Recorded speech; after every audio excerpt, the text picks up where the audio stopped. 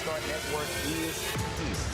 Hold no punches. I'm real revolutionary right now. Support this man, Black Media. He makes sure that our stories are told. Thank you for being the voice of Black America, Roland. I love y'all. All momentum we have now, we have to keep this going. The video looks phenomenal. See, this difference between Black Star Network and Black-owned media and something like CNN. You can't be Black-owned media and be scared. It's time to be smart. Bring your eyeballs home. You dig?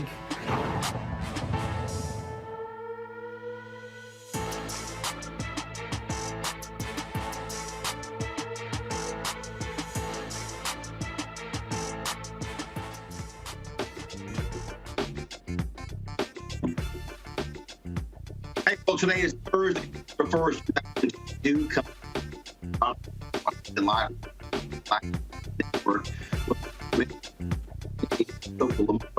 Lumumba on the water. What is the state doing or not? It was also on the show. Jamarion got at least 59 times. Two Georgia police officers in 2016. His mother's lawsuit thrown out, but for the role of that of the we'll talk to her about AT&T getting the $325 million lawsuit by and who said it's their business for Georgia as well. Plus, the Black grassroots organization looking for breaking away from the Black network will explain what this all means. Also, how much profit the Research Center at the whole of America, but also Americans who said that their ancestors were not in breakdown that particular poll. Plus, President Joe Biden tonight, he was talking about threat to democracy. It is time to bring the funk on Roland Martin Unfiltered. Black Star Network.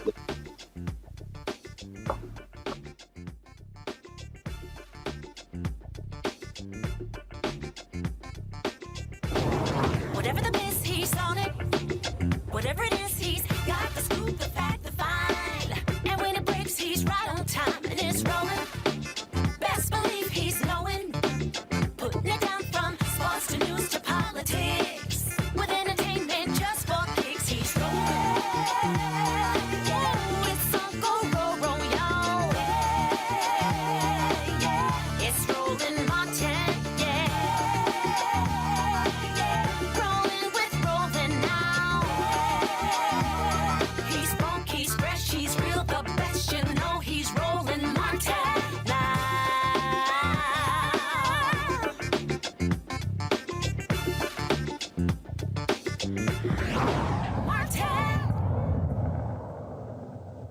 Jamarion Robinson was shot 59 times in 2016 by U.S. Marshals. The initial lawsuit filed by his mother was thrown out. Now, the appeals court has now said that this can move forward. So the immunity did not extend to the shooting an unconscious suspect.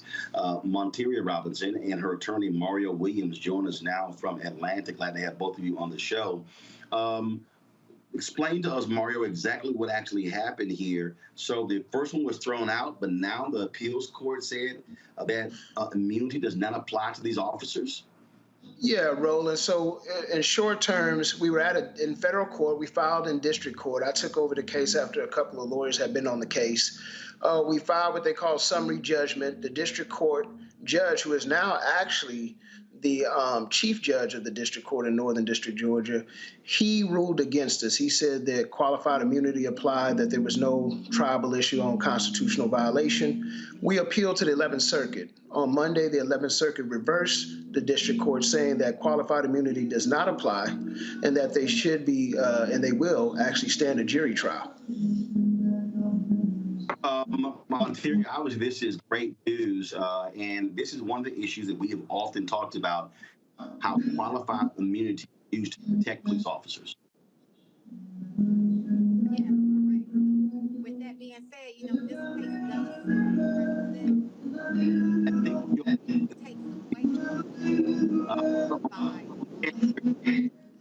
away think Ms. Robinson's with mic that is being said, this is a great thing because There we go. But actually, Ms. Robinson, you can start over because we couldn't hear you. Now go ahead. Now we can hear you. sure. As you were saying, yes, I'm overjoyed. I'm ecstatic about the ruling. And I always say that a lie never wins. But this case, with this verdict, it does set precedents, which takes away officers' qualified immunity, which violates a person's Fourth Amendment right. And so I'm grateful and overjoyed that the ruling is now in my favor. Mario, again, this story here was shocking, shot 59 times, and again, it just speaks to the fundamental issue that we have in this country, where law enforcement, they operate with impunity, and for the most part, they get away with it. I tell you what, Roland, people need to understand the facts of this case. So here's this. Unfortunately, Jamarion was suffering from mental illness. The police were called out there to come get him and help him. They took an entire SWAT team out there. He was up at the top of a landing, about 13 stairs. They were downstairs. They shot at him over about 100 times. About 57 bullets penetrated his body. But here's the issue with the video. After he was lying on the ground at the top landing, they threw a flashbang up there. And so they claimed in an incident report and a supplemental use of force report that once the flashbang went off, he wasn't moving, nothing. And they had the audacity to say they went up and dragged his body downstairs and tried to save his life.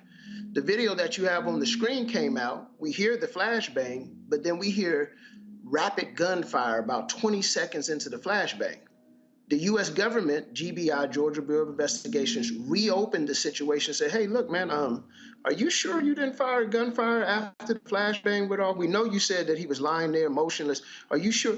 No, we didn't do it.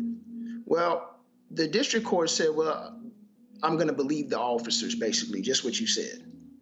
Even though we hear the gunfire, even though we see the officers outside the door being startled and looking back in the home, well, the 11th Circuit said, absolutely not. There is gunfire after the flashbang. A reasonable jury could believe you executed this young man. And so you're going to not have qualified immunity, and you're going to stand trial on this issue. And for that, we're very grateful. That is, again,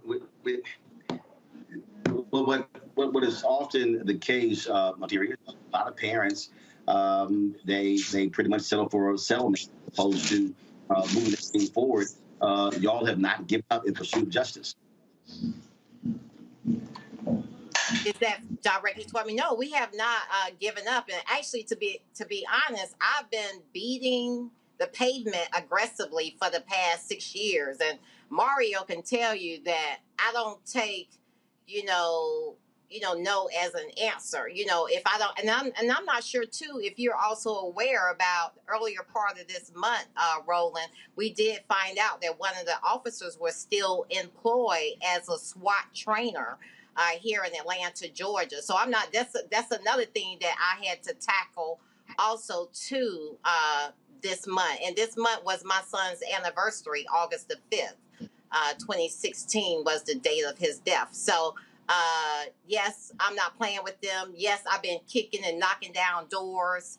And now we're here. Come next week, September the 6th, we'll be in federal court here in Atlanta, the Richard B. Russell building, for a hearing where the officers have filed a motion to have their case heard in federal court. So that's where we are right now as of today.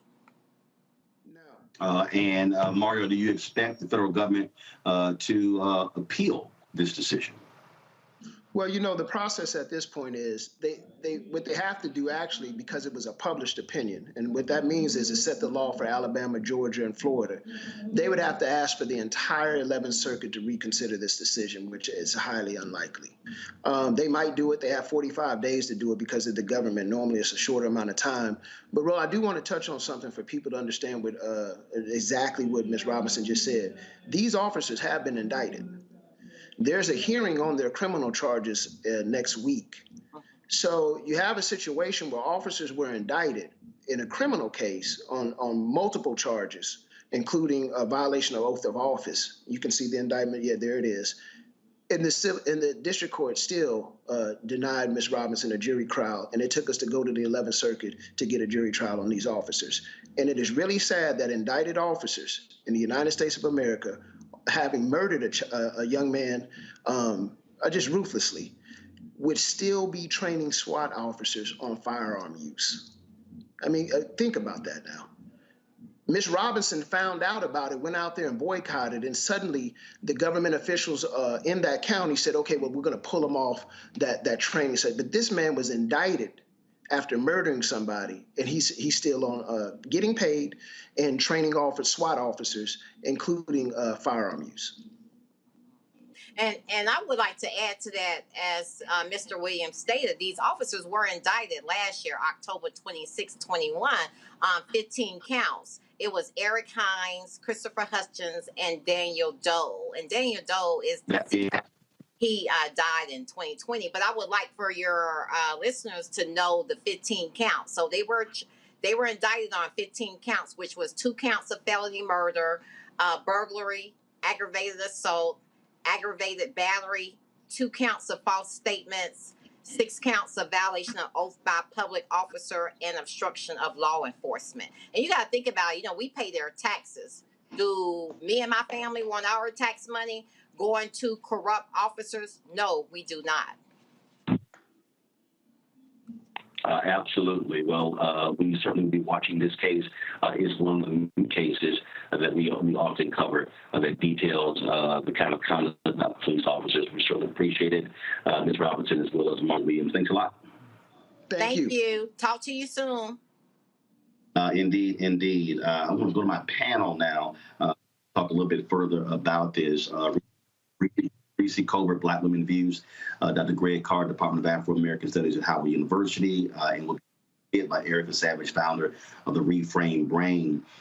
Reese, this is precisely why we were fighting for the George Floyd Justice Act. It was frankly, the reason it's not law is because of Senator Tim Scott, his failures in terms of moving this bill forward, addressing the issue of qualified immunity.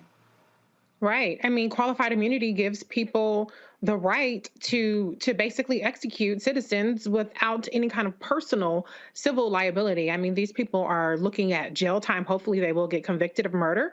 But the reality is that you got to hit them in their pocketbooks for them to really be deterred from this kind of behavior, because we know that a lot of times these cops do get off of their charges. There's a very high bar to clear in terms of intent for police officers who kill citizens like Jamarion. So, I mean, my heart is with the family. I appreciate how his mother is relentlessly and tirelessly fighting for justice for her son and keeping her foot on these people's necks, because it is absolutely unconscionable that a person facing murder charges is still training other people to do the very thing that landed his ass a murder charge in the first place. That is absolutely crazy. And it just goes to show that this is not, something that is against the policy. It's actually what they intend to continue to do to Black citizens.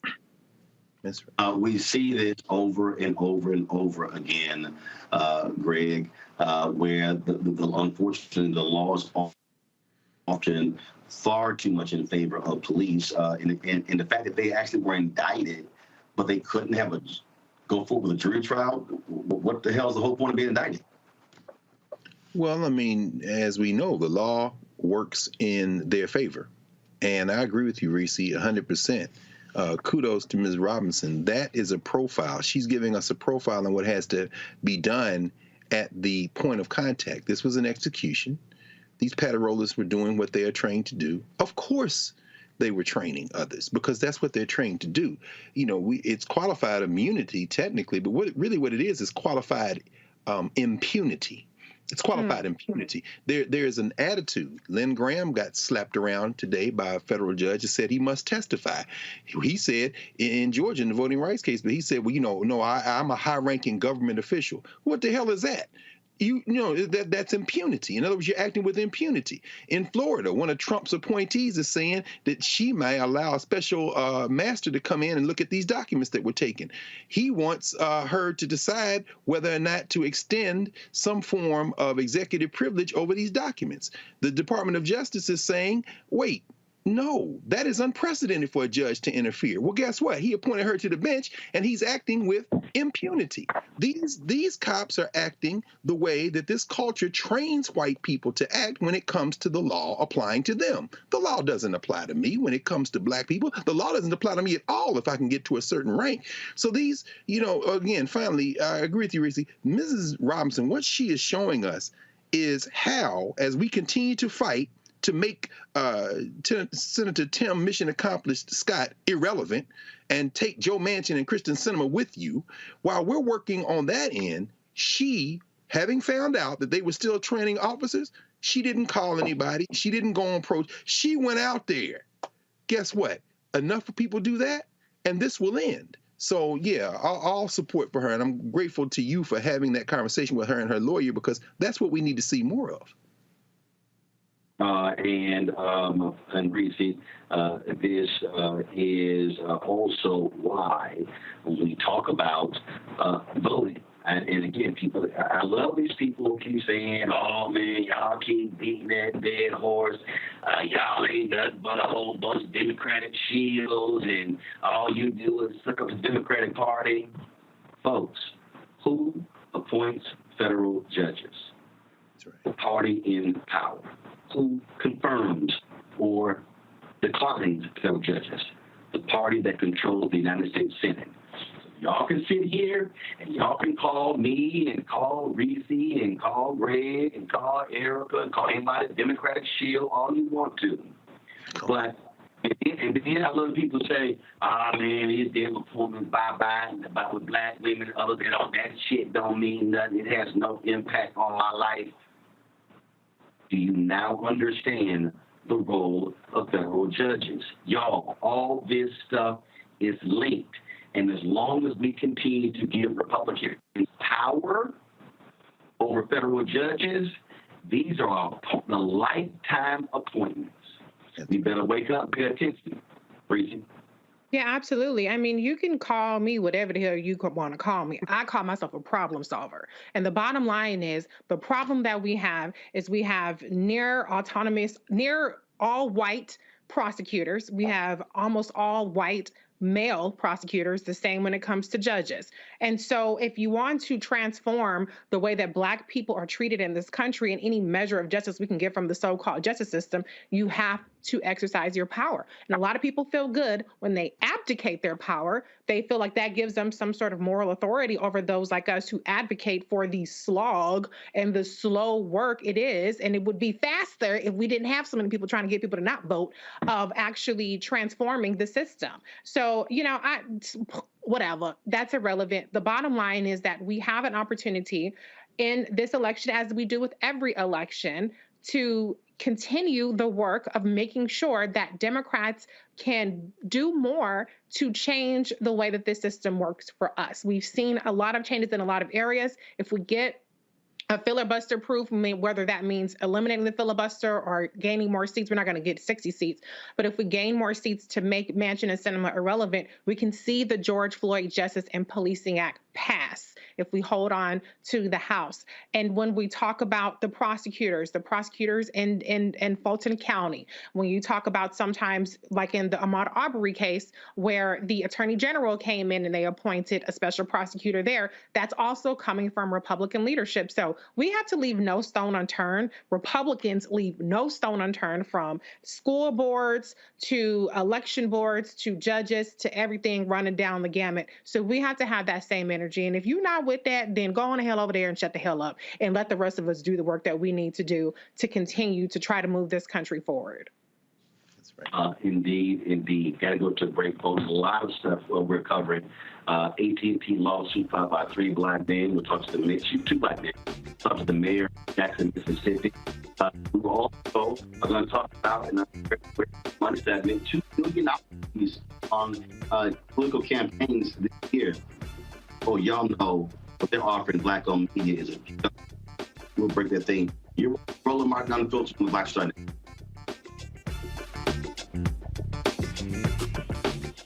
When we invest in ourselves, our glow, our vision, our vibe, we all shine.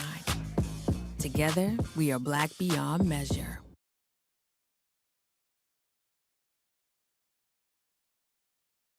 Can you believe the nerve of these Republicans? They only want to block progress for our community. They talk about cutting Medicare and Social Security. They played politics with veterans' health care. They voted against the George Floyd Justice and Policing Act and funding for our HBCUs, and against lowering prescription drug costs for our seniors. These Republicans keep trying hard to stand in the way, but President Biden, Vice President Harris, and Democrats won't let them. They are delivering for us. The Democratic National Committee is responsible for the content of this advertising. When we invest in ourselves, we all shine. Together, we are Black beyond measure. Hatred on the streets, a horrific scene, a white nationalist rally that descended into deadly violence. White people are losing their damn minds. As an angry pro-Trump mob storms the U.S. Capitol, We're about to see the rise of what I call white minority resistance. We have seen white folks in this country who simply cannot tolerate black folks voting. I think what we're seeing is the inevitable result of violent denial. This is part of American history. Every time that people of color have made progress, whether real or symbolic, there has been what Carol Anderson at Emory University calls white rage as a backlash. This is the rise of the Proud Boys and the Boogaloo Boys. America, there's going to be more of this. Here's all the Proud Boys, guys. This country is getting increasingly racist in its behaviors and its attitudes because of the fear of white people. The fear that they're taking our jobs, they're taking our resources, they're taking our women. This is white fear.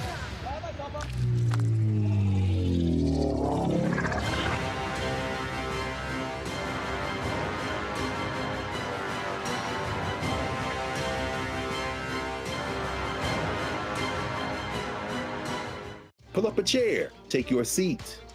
The Black Tape with me, Dr. Greg Carr, here on the Black Star Network.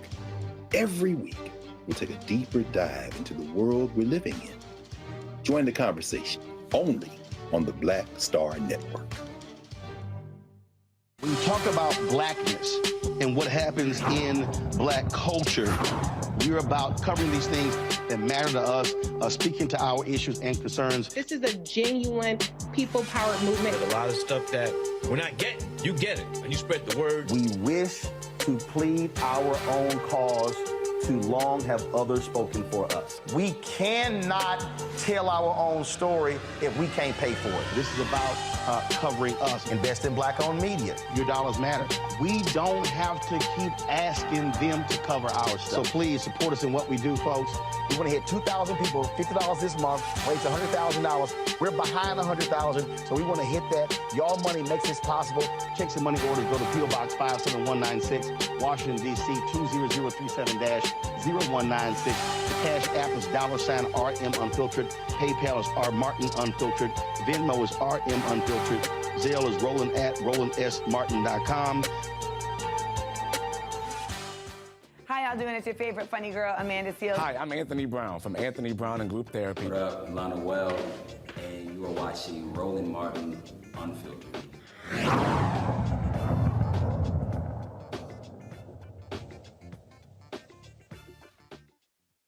All right, folks, a Georgia businessman was part of AT&T's multi-billion-dollar initiative to ensure that more African Americans became suppliers working with the company. Instead of that happening, they contend the media company refused to work with the company and stole their business plan. Joining me now from Atlanta is Jerome Edmondson. He's the president of EDN Communications and Technology. And from Dallas, Texas, Derek Scott, a black AT&T executive, who said he's a victim of ongoing intimidation tactics and other criminal behavior at AT&T. Glad to have both of you here. So first and foremost, in terms of what is the basic allegation you're making against AT&T? Well, Roland, first of all, thank you for having us on your show today. And, you know, when we look at technology in our country and bridging the digital divide, you know, from the 9/11 Commission, the U.S. Department of Commerce made a decision to put out an RFP to make sure that never again in this country first responders would ever have to go without communicating. And from that, the Department of Commerce birthed the FirstNet Authority. AT&T won that $9 billion lawsuit and 20-year, $47 billion initiative. EDM Communication, my company's communication and process as being the first Black FirstNet authorized dealer, was to ensure that this technology reached our community and bridged the digital divide in Black community and Black law enforcement.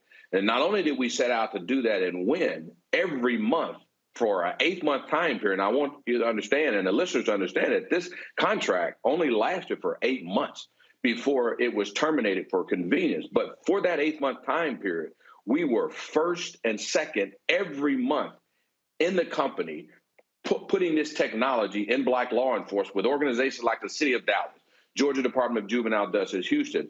Even when the NFL came to Atlanta, we put over 500 devices for security and inside of the NFL to ensure that this technology worked. And all of a sudden, one day I wake up and got with over $25 million in sales for it to an email that says, you know what?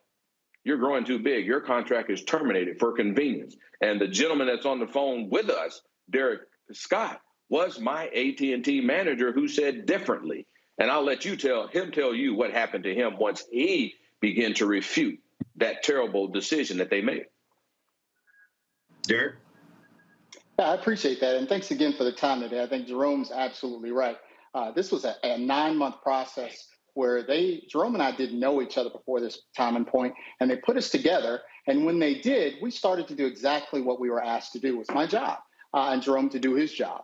Once that began to happen, I started to see some anomalies inside of AT&T that made me question, was this something that was across the board for all people that were in this program and partners in this channel, or was this just specific for the Black entrepreneur that was into this organization? As I dug deeper and started asking questions, that's exactly what I found. So once I found that, I started asking the questions, if this is going to be something that's for everyone, or are we treating them differently? Once I started exposing that, there became the issues of the 9 months of complete hell for myself individually inside AT&T, as an AT&T employee, and for Jerome outside. So to answer your question specifically, I'm specifically in a lawsuit with AT&T for retaliation and for racial discrimination, or for discrimination rather. So those are the two things from my perspective inside of AT&T that led to this 9-month to 1 year retaliation and discrimination lawsuit. Wow. And so where does the suit stand, first of all, and has there been a response, Jerome, from AT&T? Well, no, they haven't responded. We've had to sue them over and over again. You know, Roland, I was the nation's first Black Denny's franchise owner. You know, when the NAACP, with the same Department of Commerce, when NAACP settled a fair share agreement with Denny's and found them guilty of discrimination, this is probably larger and bigger than that particular point. And from that point, I became the nation's first Black Denny's franchise owner. And when it comes to supplier development, we begin to put together these different processes to ensure that Black people are part of contracts with companies like AT&T, AGO Resources, Home Depot, and companies that my company has helped grow and build. I've been with AT&T for 16 years, helping grow their minority and diverse force. And for them to do this to me, and then for Derek to mention it and retaliate against him, and at the same time, you know, our goal is to ensure that, number one, this happens to no one else, but also to help everyone understand that every month they're making millions of dollars for technology that we put in Black communities and Black law enforcement, and we're simply out of that. And even worse than that, Roland, to go back and with organizations like the National Organization of Black Law Enforcement and other relationships that I brought into the AT&T world, and to begin to take my name and my company and destroy my character and my name is even as painful, because we invest in our community. Just 30 days ago with Butler Street YMCA, I'm sure you're familiar with the historic Butler Street YMCA area, we just launched a Good Trouble John Lewis Memorial Park. And those are the kind of things that companies and Black businesses like myself invest back in our community. So when these things happen, you don't just destroy my company or take from me, you take from the communities, the people, and the things that we invest in. You know, just like companies and other small businesses that we support and bring in as sub-suppliers under us. So this is a big thing as it relates to AT&T, and what are they doing about it? Nothing. We've had to sue them for it. We're in court now. They fought to try to move this case to Dallas. We moved it back to Atlanta, and so we're here in court in Atlanta trying to get me paid. I mean, if one thing to get rid of my contract, Roland, but to not pay me and to just say you've got $25 million in sales force over that. You got an 85% success ratio. You took me to the Masters because I'm this great, employee of yours. You put me and my wife on a free trip, gave us free money as one of the top performers in your company. And when it got time for you to pay me the money that you owe me, you get rid of me for a word called convenience. We just can't let that happen to a company like that. The nation's #1 telecom. This reminds me of.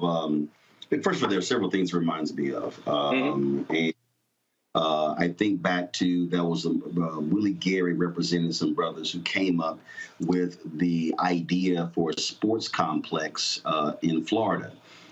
They successfully sued Disney, and they won that lawsuit.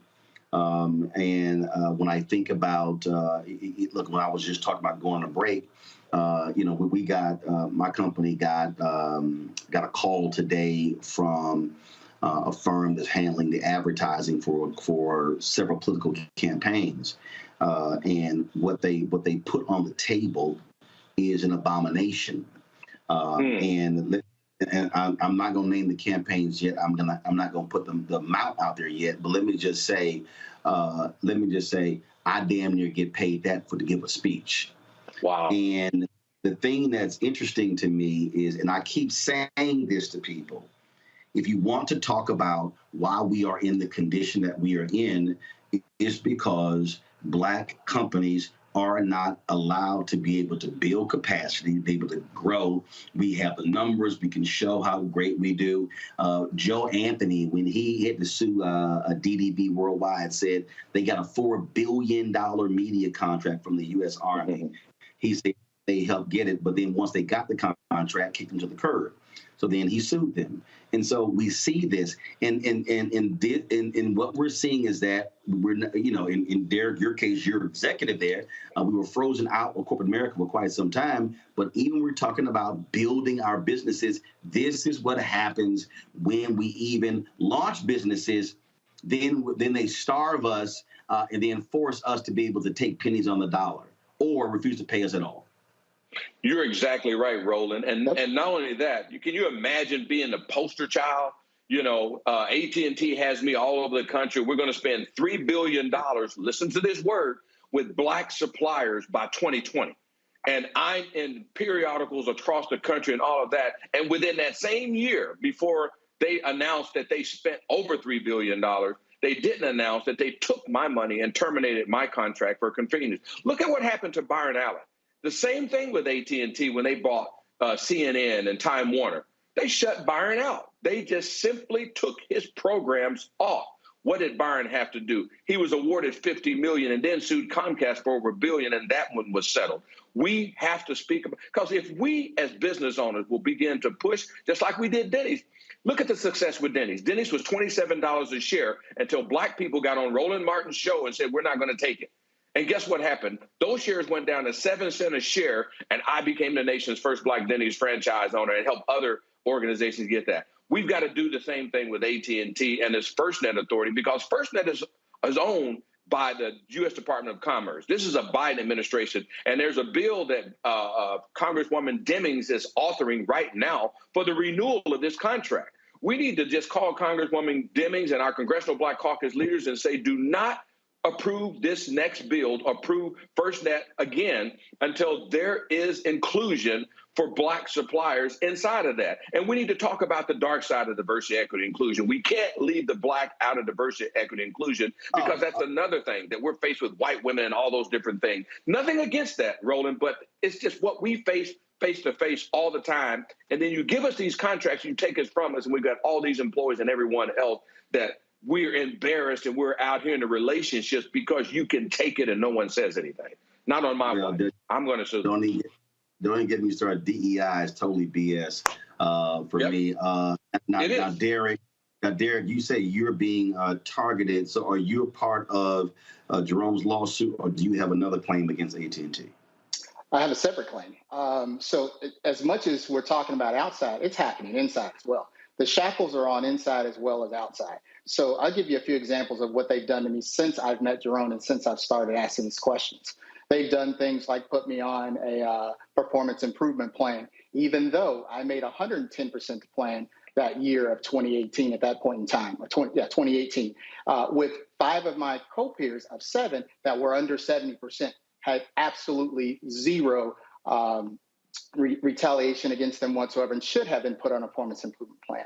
What they did in the opposite is help them get through that point. So that happened through the end of 2018 in conjunction with what they were doing to Jerome. They purposely spent time taking my travel away from me, making me do extra work. I spent an extra 40 to 50 hours a week just explaining my daily job on top of doing my job, and I still performed at that job. And what did they do the following year when it was time for a review time? They gave me a 0% raise. Out of the 200,000+ employees that work for AT&T, everyone is required by their own standards to have a performance review every year and a time frame by February and closed out by March and April time frame. They did not do mine at all. I had to end up going to them 4 or 5 different times, filing multiple claims to get them to even open my annual review. When my annual review was finally done, it was July. And what they did in that annual review is they let the manager that put me on the performance plan that should have never happened put negative performance on my review that's still there today. They have taken and ruined my reputation. They've ruined my career. They've ruined my success model. They've ruined my outside reputation within my company. They've taken money from me, and they continue to do so. And the people that are doing this are still in place. This is a systemic problem within the company that continues to happen. And until we do something about it and say something about it and stop these type of oppressions, it will continue to happen. Now, Roland, if you can take this into perspective, this is a young brother here that fought for me. I had no idea that he filed an EEOC complaint about how they were treating me differently. I had no idea that when they came after him, he had to file a second EEOC complaint for retaliation. This is unbeknownst to me. I'm thinking they're attacking me, but this young man was in position to be an AT&T officer, you know, and they gave him to me because they said, well, we think Jerome can work better with a black manager. Okay, I did. We were successful at what we were doing. We're #1 into the company every month. We're beating companies like Panasonic, Dell. Nobody could compete with us because it's true that if we come together as a community, begin to do business with one another, it was law enforcement. We didn't just deploy Department of Juvenile Justice, which was the first net deployment and the largest. We put AT&T University in there. We went in sure and made sure those kids we started Kids That Code, hackathon, apps. We invested into the future of that. They've got years of their partnerships with their own family and so forth and bring them up in the system. But the moment that they sent a letter, an email to the city of Dallas saying that, and I'm in the middle of getting paid, Roland, $1.8 million with the city of Dallas and more. I'm in the middle of getting my first checks on that. They shut it all off and then told the city of Dallas that they don't work with me anymore. The city of Dallas sent an email to them and said, if EDN Communications is not a part of this deployment, we are not deploying. We hired, the chief of police in the city of Dallas at that time, Chief Renee Hall, had a youth organization. We brought those young mentees from her youth organization. Not only did we teach them technology and bring them into this cutting edge technology for law enforcement all over the country, all over America, we made sure that when they graduated, if they wanted to get in that, they could get jobs, they could get hired. You're not just terminating me. You're not just getting rid of my company, taking my money, but you're also taking the future of what I stand for and bridging the gap for the digital divide in black communities. And I can't sleep on that, Roland. I mean, it hurts me that Derek, who is in the process of being an officer inside the company, just because he stood up for me, he is now being blackballed and retaliated and trying to force him out just because he made the right decision. And we don't even want to have a conversation with the people that they shut down and couldn't even call me, Roland, because this was going on. All right, gentlemen, certainly keep us abreast of what happens with both of your cases. Thanks a lot. We absolutely. Thank you. Thank you, Roland. I'm going to bring my panel back, Erica, Greg, and Reese. And Greg, I'll start with you on this one. It's amazing to me, and I post this all the time.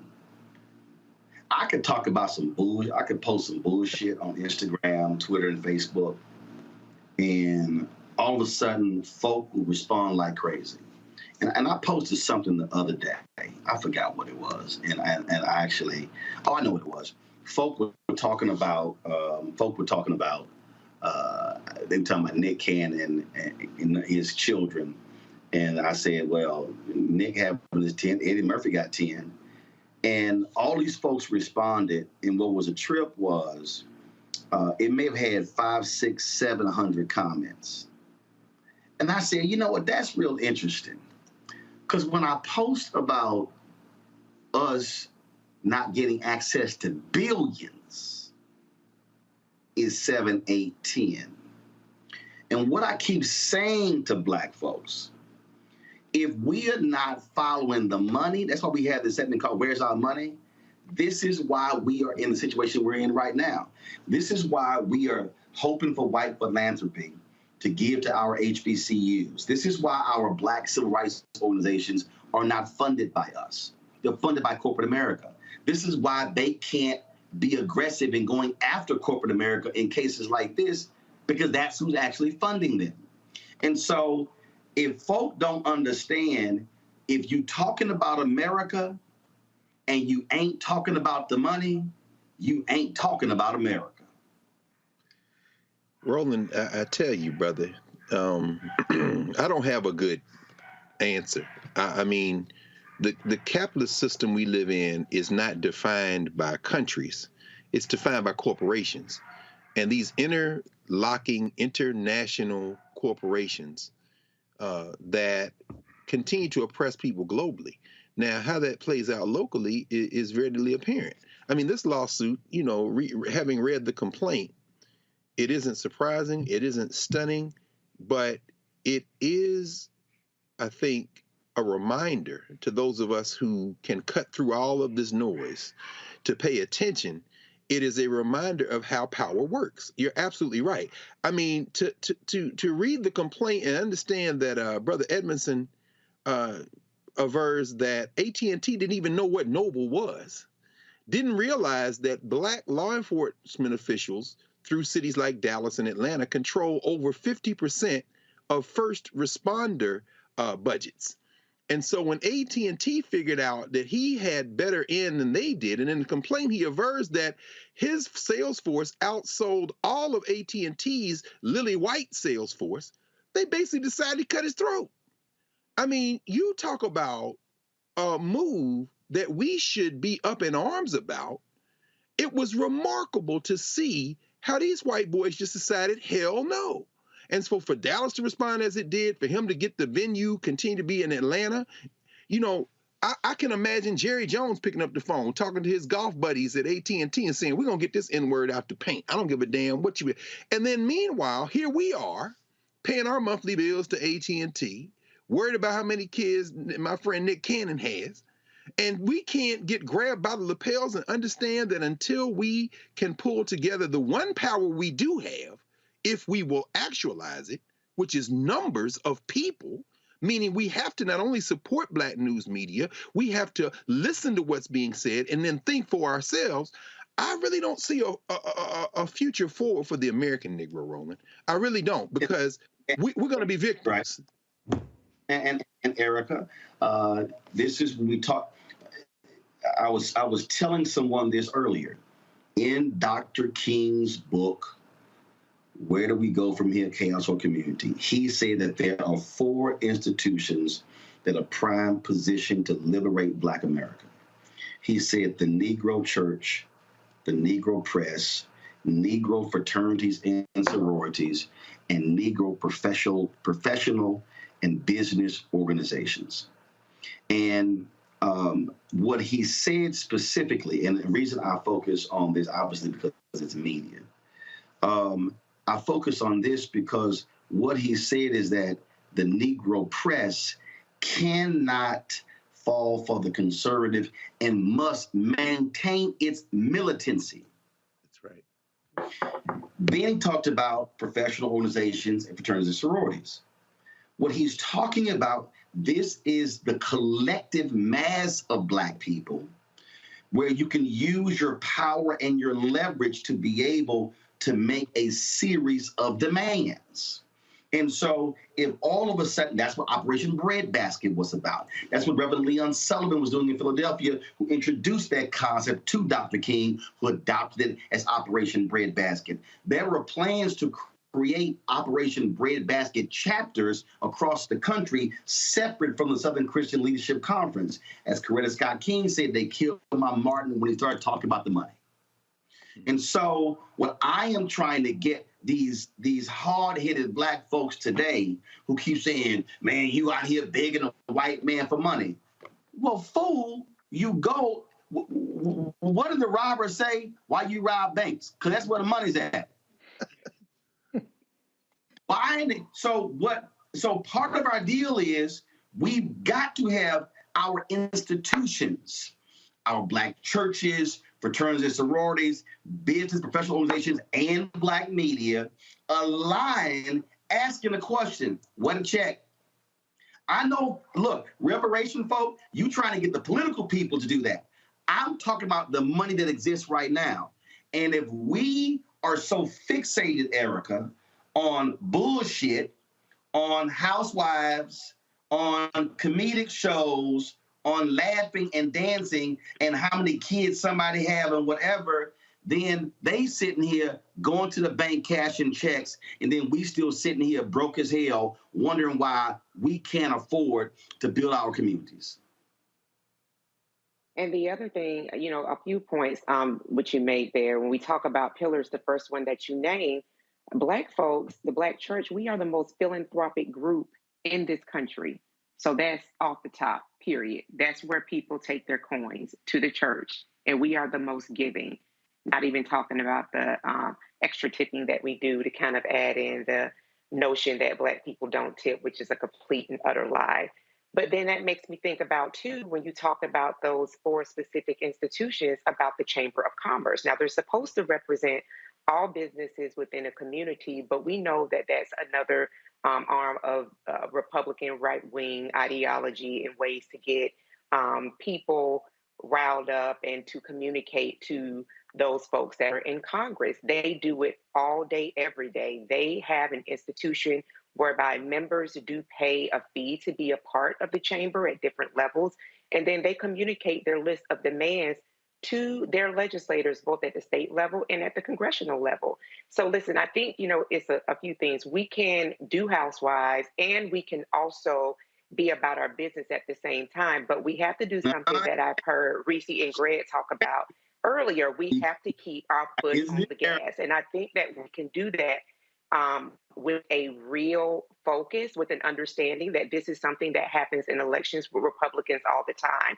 There's always foolishness that we see on their side. But one thing that we know that they have in common is that Republicans lean heavily authoritarian, but they all sing off of one sheet of music. So if we can get people to understand that the policies that are going to help progress us and move us forward and get us to a place where we are able to call our own shots are not with the party that literally wants to see us dead. And that lies heavily within the Republican Party, the chamber, and other entities that really are called to make sure that their list of demands are made known and that that legislation and policy does pass through.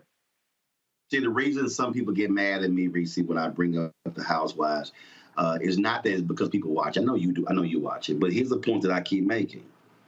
It's the fact that we literally watch more than 50 hours of TV per week. Mm-hmm. And we are watching those shows on non-Black networks, but we get mad if a Black network put the same show on, saying that degrades our people, but we still watch the other networks. I'm trying to deal with the money. My next guest is the Jackson, Mississippi. Why are they in the condition they're in? It's also the money. When the white folks left with them, when we are deprived of contracts, then guess what? You can't get the money. when we're deprived of city contracts and county contracts and state contracts and federal contracts and corporate contracts and school board contracts, then you literally have no economic infrastructure. So you are left to beg white folks for donations. I dare say this, and this is the thing that I go back to Martin Depp's book on Operation Breadbasket. MLK, they couldn't pay their bills with SCLC. They go to Chicago, and he tells Reverend Jackson, let's go visit these black banks who we help. Reverend Jackson said, let's swing by this house first. He said, Jesse, I ain't got time for that. He said, Martin, trust me. They go by the house, a group of black businessmen are waiting. They hand out the king an envelope that handle the payroll for the SCLC for the next 3 months. Now the king started crying, and he said, this is the first time in our experience this has actually happened. I keep saying to our black civil rights groups, if y'all are fighting a good fight on behalf of black businesses, you're not going to need a $500,000 corporate donation because somebody black could give you $1 million. But that only happens when you free up the contracts. Right. I mean, you know, this story is so layered in terms of the theft of black labor, in terms of the theft of black intellectual property, in terms of the theft of black connections. And we know that it's that much harder for black businesses to even cultivate these kind of networks. And the fact that that this particular company, this small black business, was doing it with taking advantage of networks that are often neglected, like the black police forces, our police unions that he was building these relationships with. You know, this is what happens when it comes to larger bullying monopolies like AT&T. And so first, I want to start off by saying I applaud him. I've said it on the show many times. Black people, be more litigious, okay? Because even if it don't go to trial, you can maybe get a settlement out of the situation. But then I also want to talk about hire lawyers. Right.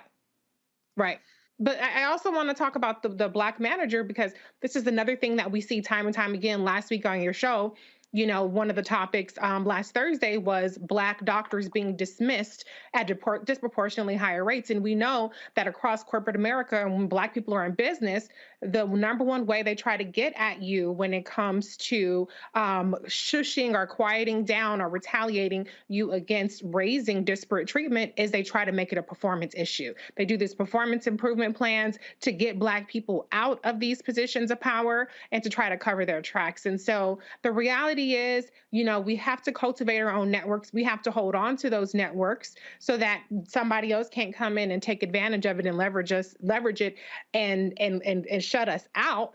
And we have to do what the Dallas police force did in this case, where they said, well, if this company is not part of it, then no deal. We have to stand up for our network, our people, so that people can't take advantage. So there's so many layers to this.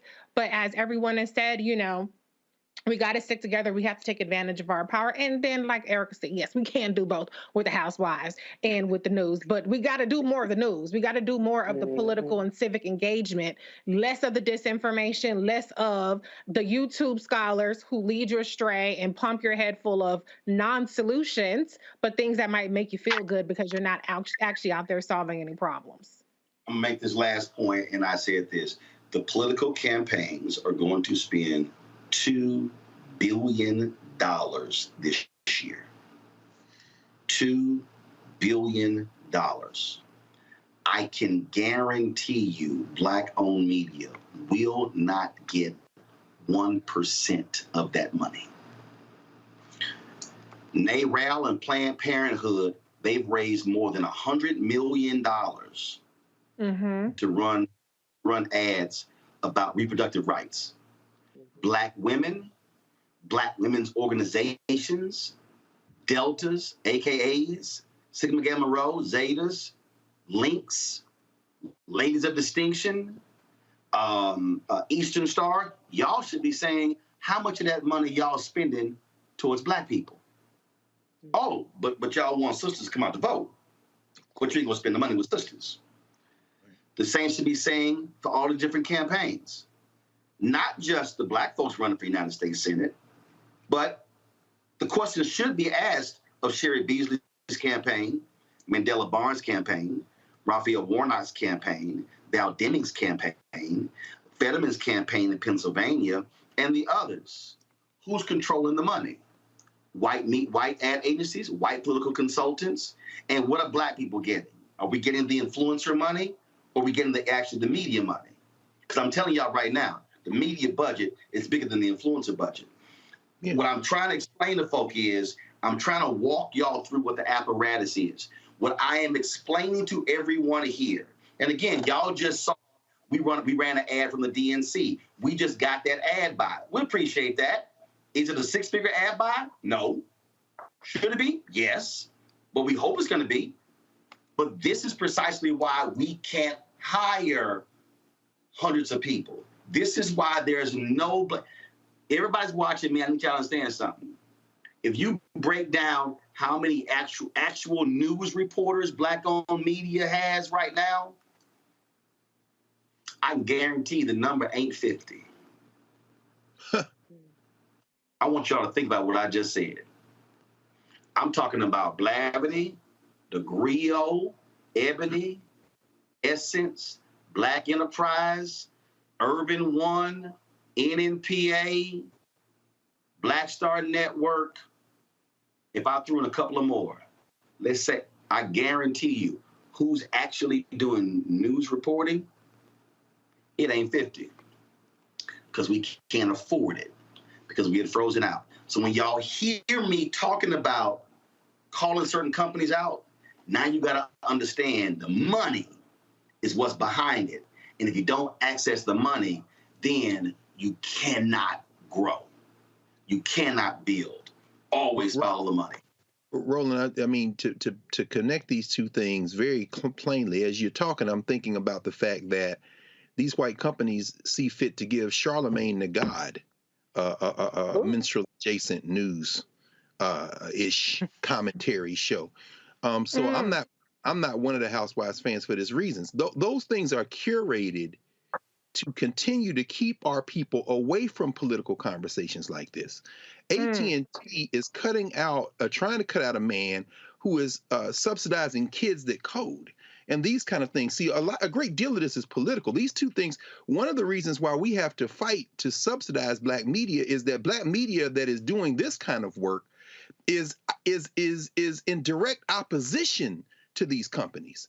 And we have to pay attention to what's going on, not just in the United States, but in the world. While we're here right now, today, the African Caribbean Summit began in Barbados. The Prime Minister of Barbados gave a speech where they are connecting the continent of Africa to the Caribbean for trade, for investment, and it is based on a clear political understanding. The American Negro, meanwhile, does not even know that it's taking place. And there you go. With the Black Star Network, we looking inward. These people are playing for keeps, y'all. And that's why Charlemagne God can have a news show and Roland Martin can't get a contract. They're curating what they want you to understand. And if we had the resources, we could send someone there to cover it. And that's the thing, y'all. That's why I went to Liberia. That's why I went to Ghana. Yes. Y'all, I'm telling you, y'all, it is by design. And we've got to understand the game. Real quick, I'm going to do a quick break. We come back. We're going to talk with the mayor of Jackson, Mississippi. He's dealing with the result of not having the city resources and not getting it from the state and the federal government. We'll come back with Mayor Lumumba right here on Roland Martin Unfiltered on the Black Star Network. Y'all support us in what we do. Join our Bring the Fun Fan Club. Your dollar, if possible. Look, we're trying to get the corporate advertising. But bottom line is, it ain't easy. And the political funds, there's no reason in the world we shouldn't have at least $2 to $3 million in political advertising this year. We don't even have 1% of that. Download, first of all, check out money orders with P.O. Box 57196, Washington, D.C. 20037-0196. Cash App, $RM Unfiltered. PayPal is R Martin Unfiltered. Venmo is RM Unfiltered. Zelle is Roland at RolandSmartin.com or that RolandMartinUnfiltered.com. Back in a moment.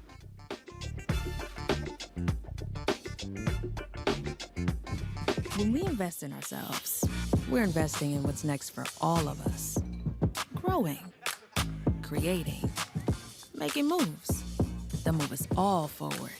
Together, we are Black beyond measure. Can you believe the nerve of these Republicans? They only want to block progress for our community. They talk about cutting Medicare and Social Security. They played politics with veterans' health care. They voted against the George Floyd Justice and Policing Act and funding for our HBCUs, and against lowering prescription drug costs for our seniors. These Republicans keep trying hard to stand in the way, but President Biden, Vice President Harris, and Democrats won't let them. They are delivering for us. The Democratic National Committee is responsible for the content of this advertising. When we invest in ourselves, our glow, our vision, our vibe, we all shine. Together, we are Black beyond measure. Hi, I'm Vivian Green. Hey everybody, this is your man Fred Hammond, and you're watching Roland Martin, my man, Unfiltered.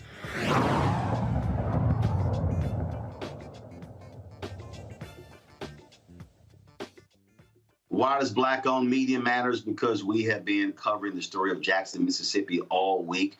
We live streamed the mayor's news conference on yesterday. We reran that whole news conference during yesterday's show. We are not going to operate like mainstream media. Give it about 30 seconds or 1 minute. That's why we're staying focused on it. Jackson, Mississippi is a majority Black city, 80+%. The mayor is Chokwe Lumumba. He joins us right now. He has been on the forefront, keeping his residents abreast of what's happening there. Mayor, always good to see you. Glad to have you here. You had to correct the governor with your news conference on yesterday. He pretty much threw you and the city under the bus, but you had to make it clear what the actual facts are regarding the water condition there in Jackson. Yeah. Well, first and foremost, it's always good to speak with you, my brother, and thank you for lifting up the issues that our people have been suffering under. We've been lifting this up for more than 2 years. It has been a part of every legislative agenda that my administration has had. And I've been in office, I'm in my 6th year now. And so, we've been met with that resistance, and we've continued to sound the alarm, letting it be known that it's not a matter of if these systems will fail, but when these systems will fail. And we have the receipts for that. Now, I have been unapologetic. I have been I have not been bashful in sharing why those reasons are. And at this moment, when the state came into my office on Monday and shared that they were going to bring some resources, I told them, well, we open our arms to that. And so we need far more. We have to make certain that when the cameras go away, that is not where the effort ends. And we have to make certain that it's not just about stabilizing the system in this moment, but building a sustainable, a dependable, and an equitable system. And I say equity because not only do we have a system that fails on many occasions, we have a system that has a disproportionate effect on the blackest and brownest parts of our city. In South Jackson, the areas that are the furthest away from the water treatment facility and at the highest elevation, people have recognized that inequity. And the reality is that we don't have a lever that distributes water from North Jackson to South Jackson. But what we do know is that when values are established on properties, those things are considered. And so we have to better understand things like city and urban regional planning and how it affects our communities and the disproportionate effect that it provides on our families and the exploitation of Black bodies and Black families. So this is quite interesting. As you are talking, conservative Eric Erickson has hosted a radio show out of Georgia.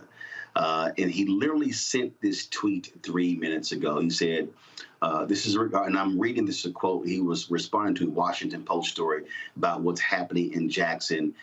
He says, quote, "This is getting really fucking ridiculous. The Jackson water problem is not a climate change issue. It is a government failing to collect payments, losing money, and failing to maintain and upgrade infrastructure problem. The climate stuff is cult-like." Well, first and foremost, in terms of the history of this problem, to be very clear, my family moved to Jackson in 1988. In '89, as a little boy, I remember the crash of our system, the inability to use water for prolonged periods of time. And it's happened so many times in the course of my life. It is very difficult to reflect on exactly how frequent it has been. I've listened to package after package of residents in Jackson that say that it's just a part of our lives. And so let's be clear on that. And so that was before some challenges that the city did have. I am an introspective person. I think we have to be an introspective city. And one of the things my administration has attempted to correct is the exploitation of a international corporation that came into Jackson before I took office and installed meters that didn't work and stranded bills and further crippled the financial conditions. And so it's just not, this picture of incompetence that is attempted to be displayed. It is the exploitation of Black communities time and time again, which is part and parcel of what we're talking about. When we talk about, what has had and what has led to this system, there certainly is a role for climate change to play, has played a significant role in this. We're experiencing hotter summers, colder winters, and more annual precipitation. What that has led to is, issues of a flood that is bringing in water of a different chemistry that complicates the treatment process of our water treatment facility, such as what has happened today. It has led in the summer when we're dealing with Mississippi heat, clumping in the soda ash that we must distribute into our system and unevenly falling into the system, and a need to weatherize it.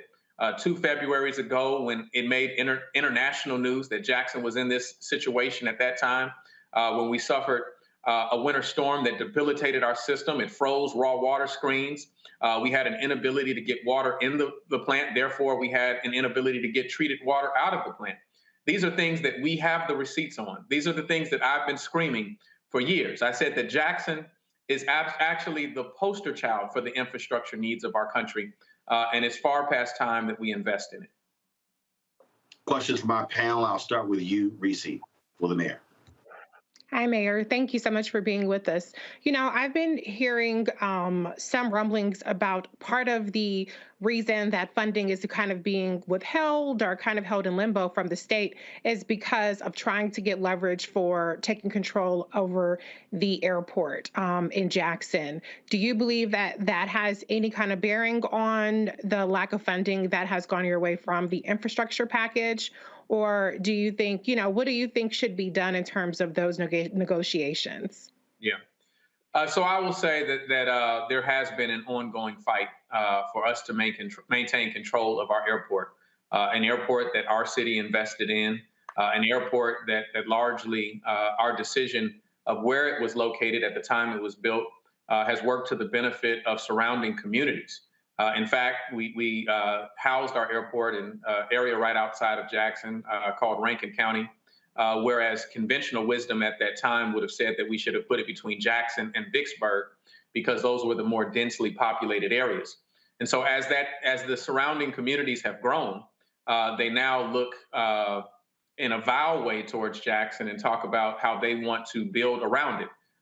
The effort to take over the airport has nothing to do with the facility or how it runs. In fact, Jackson is enjoying record service at our airport.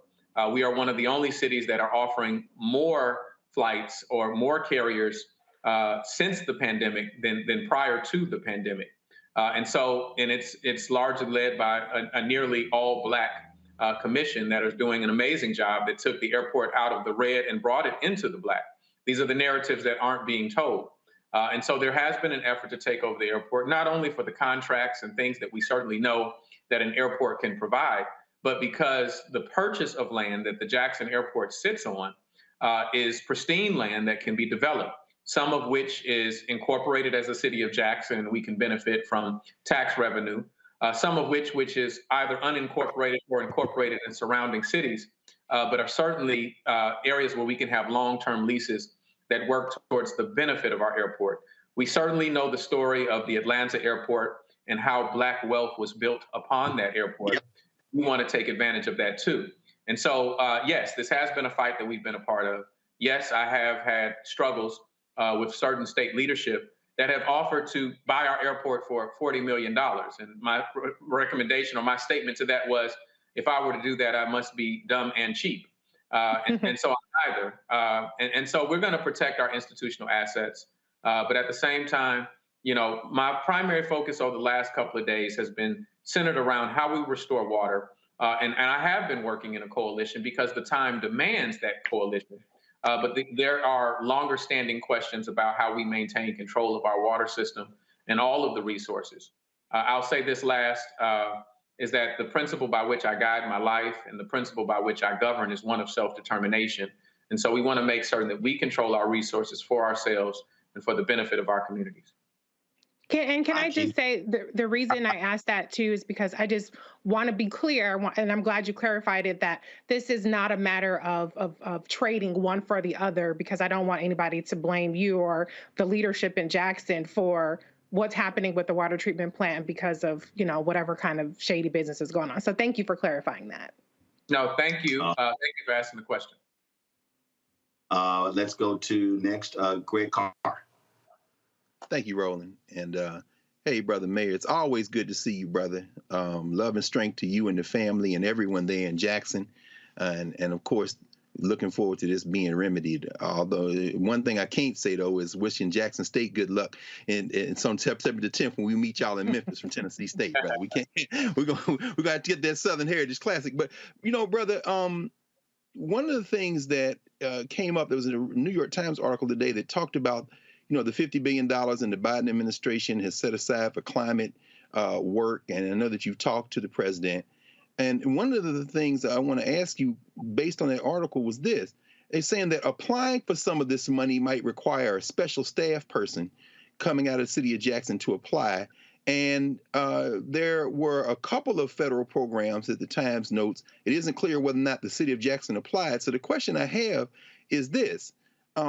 Are you being blocked by this governor, this legislature, when it comes to applying? The Mississippi Emergency Management Agency, the same people that are claiming they're trying to give you help now, have they been helpful in the city of Jackson trying to apply for some of the money that is available, even in the infrastructure legislation that passed? And again, brother, best of luck, and we're all supporting you in anything we can do. It's always good to know that you're on the case. Well, I appreciate it, brother, and the feeling is mutual. It's always good to see you and talk to you. Well, first and foremost, there are many layers to that question, and the answer is in like response. So first and foremost, in terms of the federal dollars that have come through the state, we have not received any of that money. The portal in order to apply for ARPA funding that was sent to the state literally just opened today. And so we've been pushing back on narrative saying that, well, Jackson hasn't applied. Well, our legislative requests have always been consistent that we're asking for that federal money.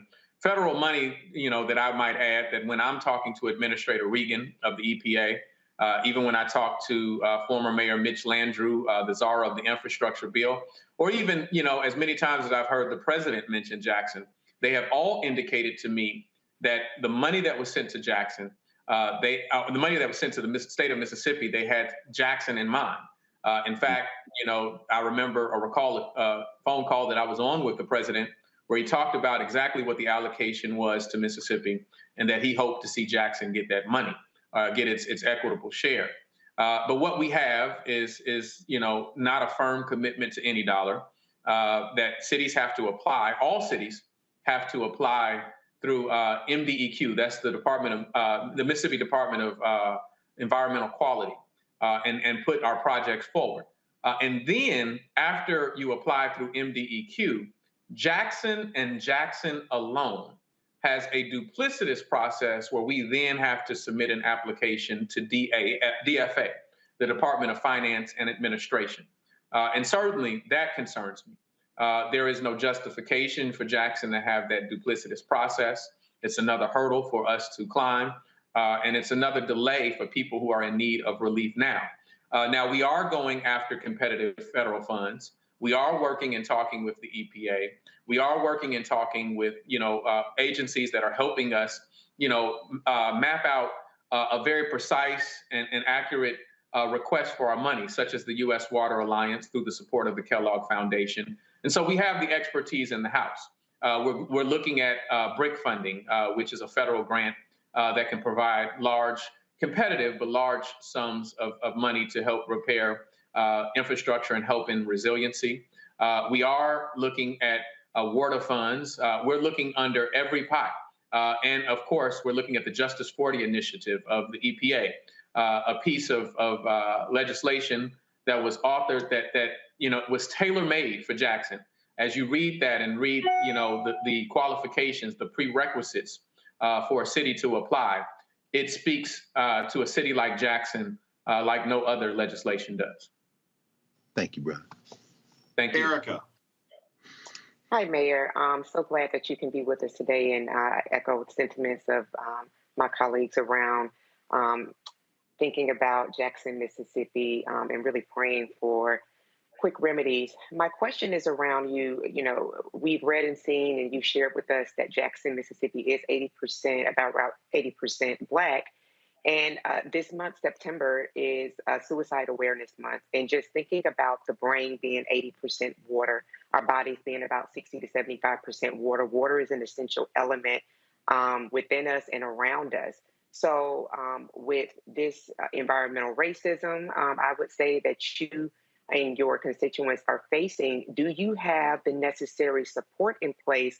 And has your law enforcement, your teams, have they been briefed that, if they see some activity around people who may be suffering with mental illnesses, to not be so quick to use force because of what you all are experiencing right now, which is a water crisis? Well, the simple answer is no. We do not have all of the resources to contend with the challenges that our families and communities are dealing with. These are cycles of humiliation that cities like Jackson find themselves in. Yes, our police department does receive training in terms of how to deal and de-escalate mental health issues. Is it sufficient? No, absolutely not. We're talking about an occupational culture that's a difficult thing to break.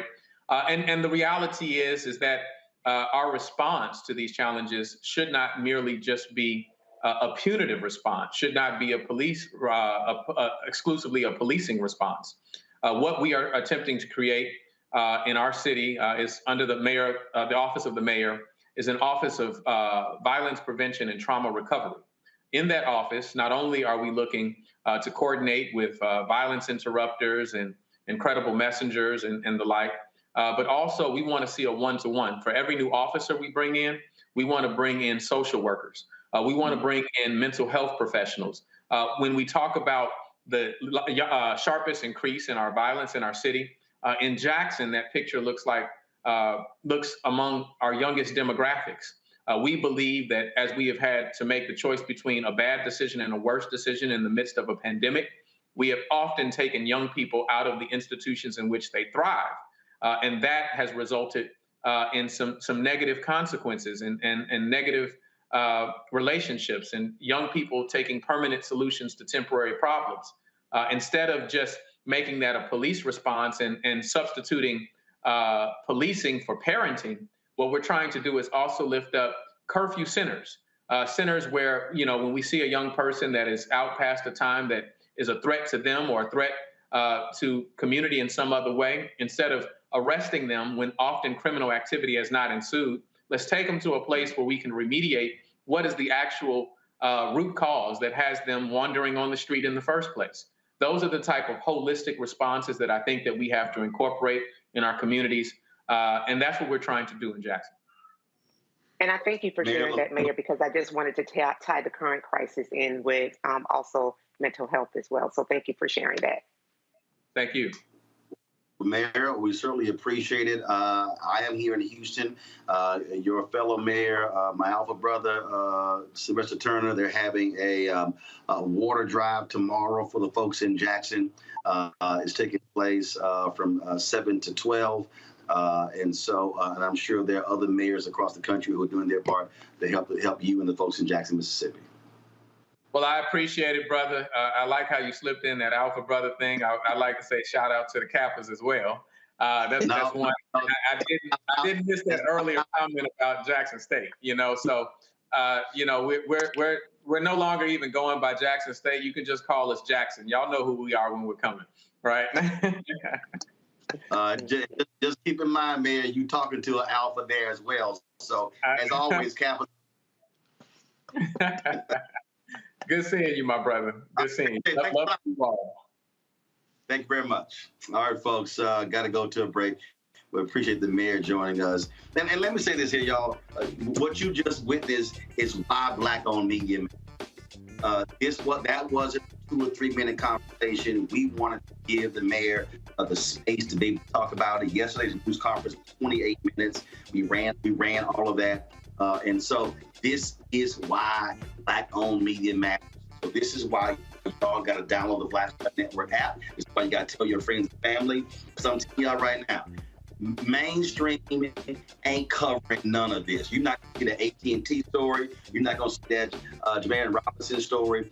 You're not going to see that kind of conversation with the mayor and even the rest that we got here on the show. And so that's why we do this 2 hours a day. We go a bit longer sometimes, late today, having some serious technical issues, which is also part of the deal when it comes to resources, being able to upgrade our infrastructure. And so, folks, download the Black Star Network app, Apple phone, Android phone, Apple TV, Android TV, Roku, Amazon Fire TV, Xbox One, Samsung Smart TV. Support us as well, folks, with your resources.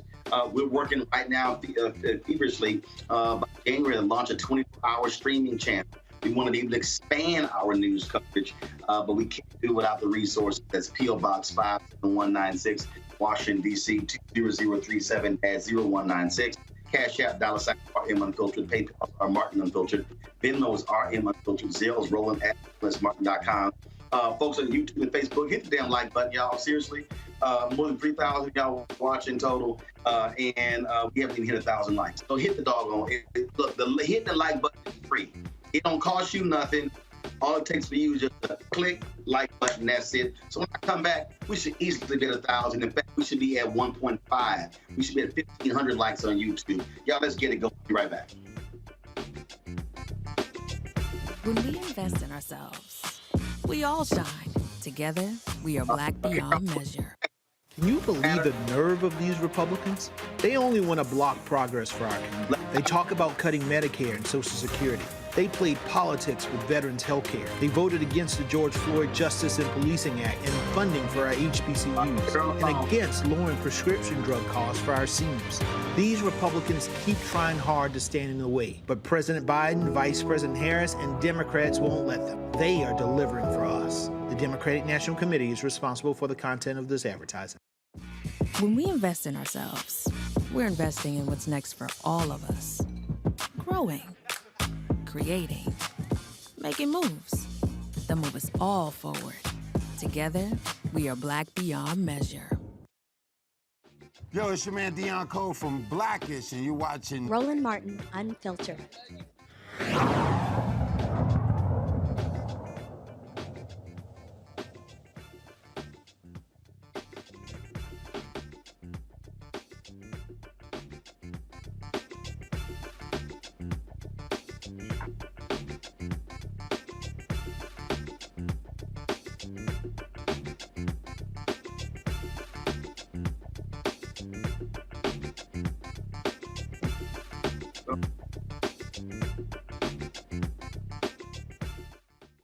Folks, the Black Lives Matter organization has been in a state of flux over the last couple of years. From the moment they announced the $90 million they had received in the wake of the death of George Floyd, they have been under intense criticism.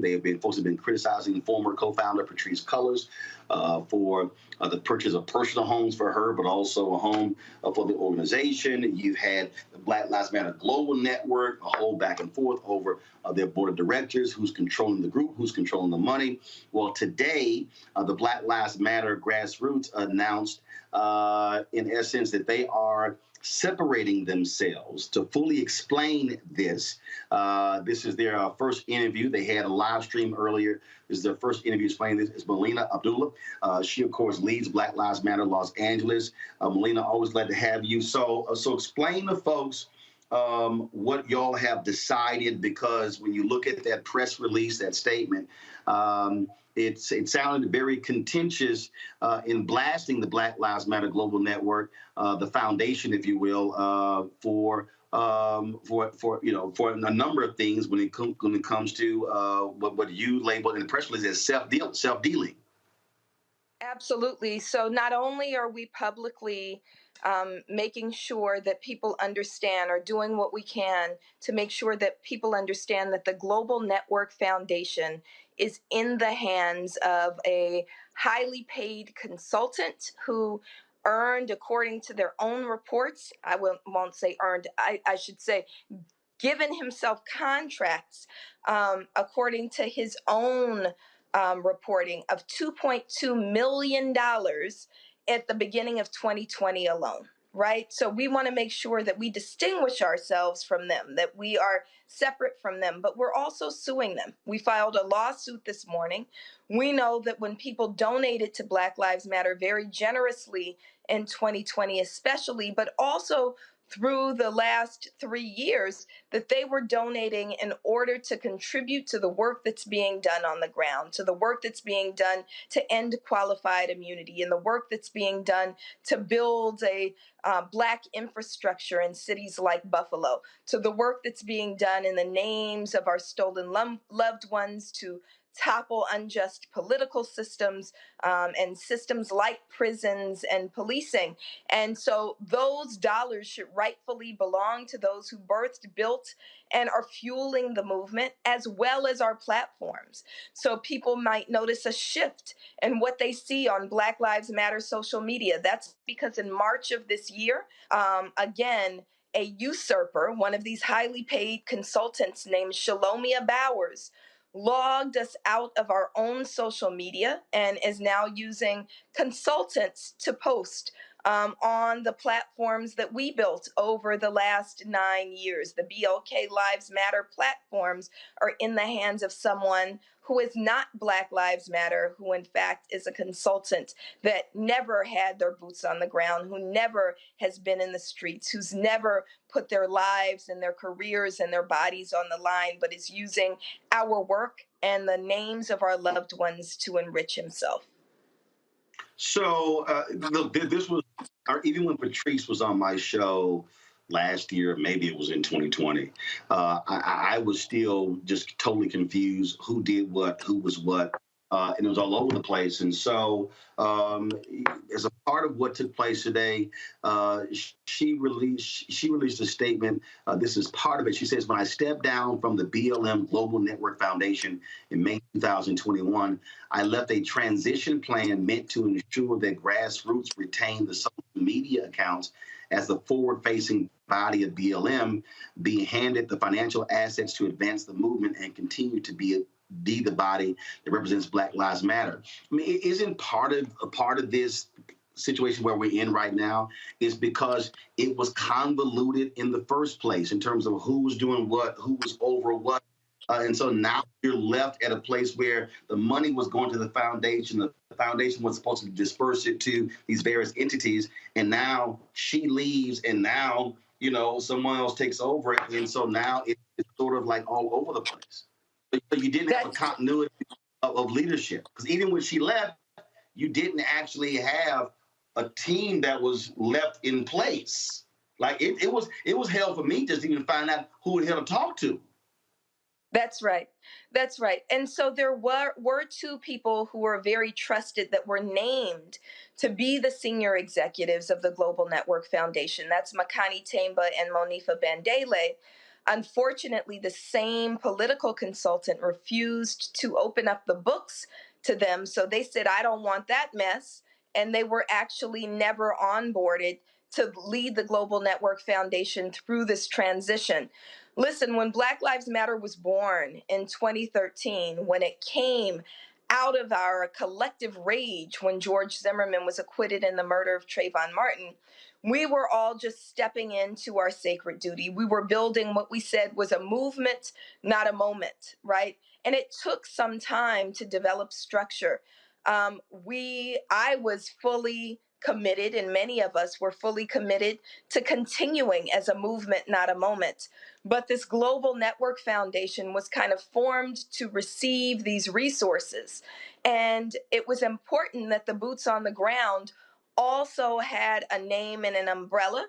And so actually before the 2020 uprisings, we decided to assemble ourselves as a collective of chapters under the banner of BLM Grassroots, because there had been another consultant who we thought was misrepresenting Black Lives Matter, and we wanted to draw that distinction. When Patrice took the helm back after the 2020 uprisings commenced, there was kind of some better coordination and clearer vision. But then when she stepped down again in 2021, it caused an additional mess and opened up the way for, again, this usurper to seize control because he seeks to enrich himself. So y'all are suing them. You're suing them to gain what? We're suing them for the dollars. We're suing them for the social media platforms, which were actually built and maintained long before there was a Black Lives Matter Global Network Foundation, right? BLK Lives Matter on Twitter and Instagram started very early in our work. 2013, 2014, we start gaining followers. So we built up these platforms. I was the main one who posted to our BLK Lives Matter Instagram, which has 4 million followers, right, who are looking for the work that we do on the ground. So we're suing for the return of those platforms, and we're suing for the return of our name. So they need to stop representing themselves as Black Lives Matter. They're really damaging our reputation. They're saying things that are harmful and hurtful and contribute more to the trauma of families. And this is not who Black Lives Matter is. So we're suing for, again, the dollars, the social media platforms, and our good name. Questions from my panel. Let's see. I'll start with Erica. All right, thank you so much for connecting with us this evening. And I saw that there was a piece that Black Lives Matter, the Global Foundation, had, I guess, done an insight philanthropy on yesterday.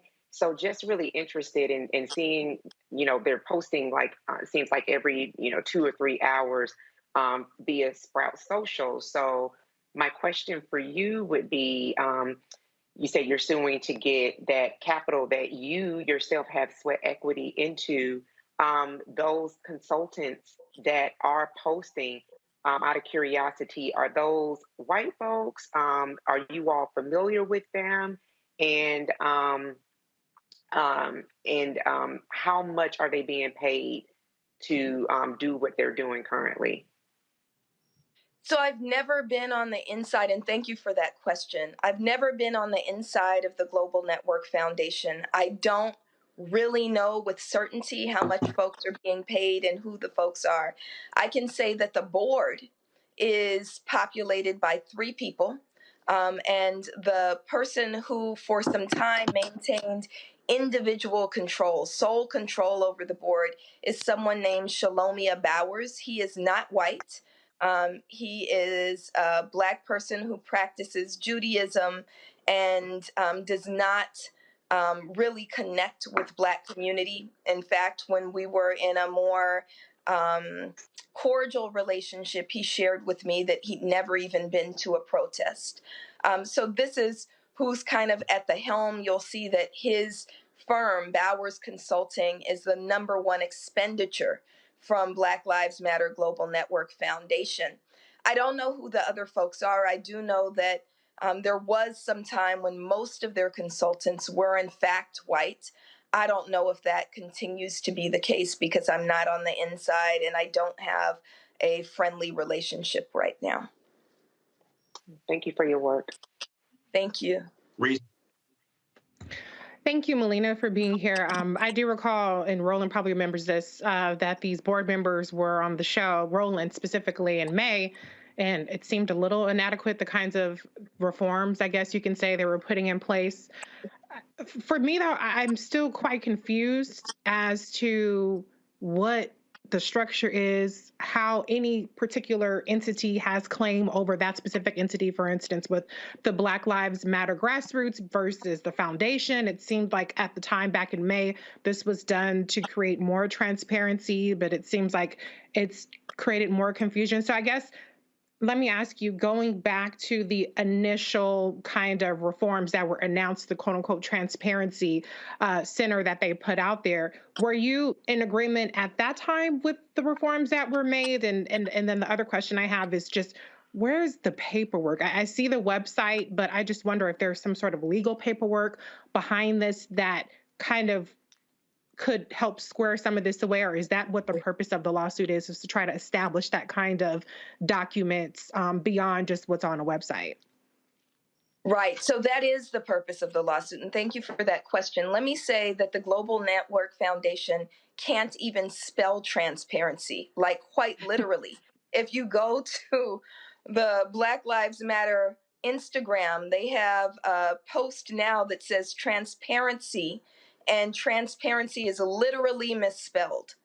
So the idea that they're being transparent in itself is a lie. The last thing that they reported was as of June 30th, 2020. We don't know what Bowers has paid himself since June 30th, 2020. We know that first reporting period was $2.2 million.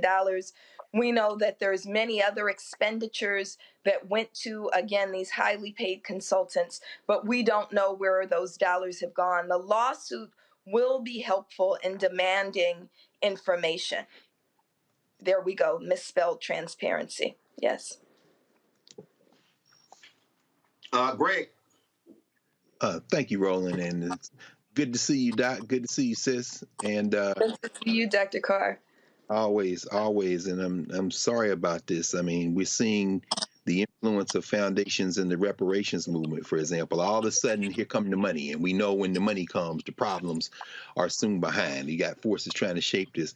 I guess, you know, my question is really around how you imagine this might possibly be and could be resolved in terms of this beyond obviously litigation and because of course they have posted today that Black Lives Matter Global Network Foundation alleging that the grassroots organization got a $7 million budget and there were $10,000 a month stipends put in, and of course these numbers begin to pile up, and the simple fact of the matter seems to be that once money is involved like that, then you can almost predict what's going to happen next.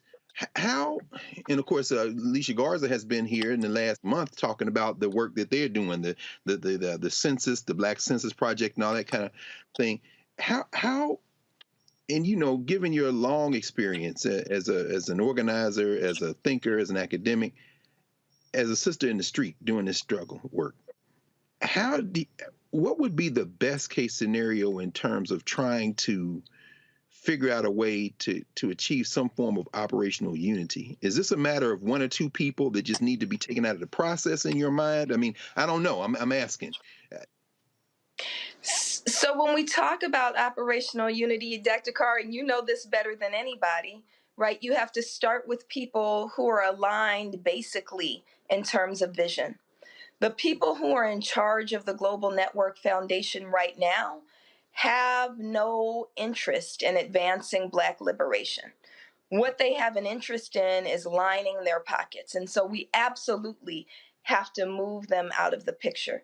Best case scenario, we're able to move the three of them out of the picture and create a board that really is grounded in community. I think it's a phenomenal idea to have a well-funded foundation, right, that is led by people who we trust. We were on our way there when you talk about people like Makani Temba and Monifa Bandele. These are people with decades of work put into Black liberation, right? Yes. I think it's a phenomenal idea for them to have charge of dollars that can be used for Black liberation. They can do that work. We can set up a foundation in a way that's self-sustaining, right? Where you give a percentage of the foundation away, you grant it out. You grant some of it to Black Lives Matter chapters, and you grant some of it to other Black liberation organizations every year, sustainably, right? And then I think it's wonderful to have, a sister organization that is the boots on the ground, like Black Lives Matter Grassroots. The issue is they don't share our vision for Black liberation and are moving based on self-interest. So best case scenario, they will be moved out. Best case scenario, people who are in best case scenario, they will voluntarily say, you know, we're going to return these resources. The people, again, who struggle for it. I'll end by saying this. I think that their statement is meant to put targets on the backs of activists. They know very well what they're doing when they name me, right? This is not a fight between Melina Abdullah and Shalomia Bowers, right? This is a fight between those who are boots on the ground that include me, but are not only me. They're the hundreds and thousands of activists who put in work every day versus, again, highly paid consultants who line their pockets based on the work that we put in. And standing with us today during the press conference were dozens of families, the family of Stephon Clark, the family of Andrew Joseph III, the family of Grishario Mack, all stand with us. The family of Jacob Blake and Breonna Taylor stand with us. And they're demanding that the people who they know, who struggle alongside them, have the resources restored, have the dollars granted so that they can be trusted with making sure that the movement moves forward in the interest of Black liberation. Okay, so I'm gonna try this again. So you have the Black Lives Global Network, which is the funding conduit. If people want to give, they weren't giving to Black Lives Matter grassroots. They were going to the Global Network Foundation, correct? Right. That's right. The Global Network Foundation is basically a fiscal agent. And so their responsibility was to dole out money to grassroots or to other organizations, correct? That's right. So the chapters, y'all have there are officially 26 Black Lives Matter chapters aligned with Black Lives Matter grassroots, correct? That's right. For the folks who don't know, because the name took off, they could not actually trademark the name. That's why there are Black Lives Matter organizations all around America that are actually not affiliated with the official Black Lives Matter entity, Global Network or grassroots, correct? That's right. Okay, so here's where I'm still now confused, because if the people who are on the Black Lives, if y'all are successful in getting them moved out, well, who the hell then picks a new board? You got to have an operating entity that's over a foundation. So who then picks a new board? So here's two options, Roland. Either there could be a board of people that are trusted, and we could help identify those people, or, which is the one that was the original demand and the original plan, actually, before Patrisse Cullors stepped down, the Global Network Foundation could shut down and just grant out all its money to the Black Lives Matter grassroots fund. Right. Got it. Okay. Can I ask a question? So I'll actually hold tight 1 second. So, okay. So the Black Lives Matter Global Network Foundation Board of Directors, they issued a response to you. They said we faced yet again another round of struggle for control of one organization. This time, people who say they love Black people and center abolitionist values, but whose action are furthest from movement principles of courageous conversations, reconciliation, and finding pathways for peace and understanding. And then it says, as the newly assembled Black Lives Matter Global Network Foundation Board of Directors, we were onboarded to bring the organization into compliance, and along the way we have done our due diligence to honor the vision the founders left behind. They said, we, the board, have zero interest in taking significant time away from our work towards building a solid, trusted foundation. We're focused on the future. And then they said the foundation board requested on over 10 occasions private mediation or meetings with Melina Abdullah and BLM grassroots, including and regarding social media policies. We did so in order to stay true to the principles of abolition. But Melina and BLM-GR ignored or refused our offers. Is that true?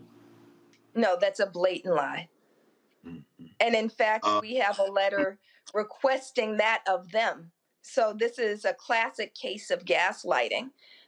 We have receipts that can demonstrate that as early as March, we said return the social medias and we can mediate everything else. That was written by our attorney of record at the time, George Fothery, and it went unresponded to. And there are many, many subsequent requests to do that. They say that you, they say that you take issue with, quote, not being given control of all financial assets and the social media accounts.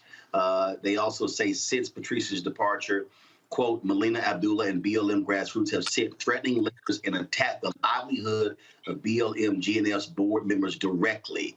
Not only have they demanded the resignation of current BLM GNF leadership in efforts to seize the financial resources of BLM GNF via intimidation tactics, but they have quite literally forced the firing of a BLM GNF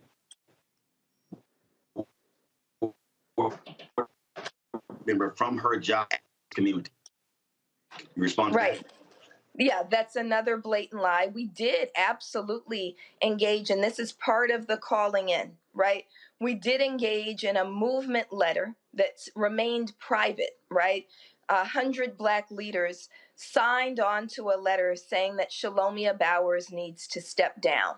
And so we have that letter. We've now released it publicly.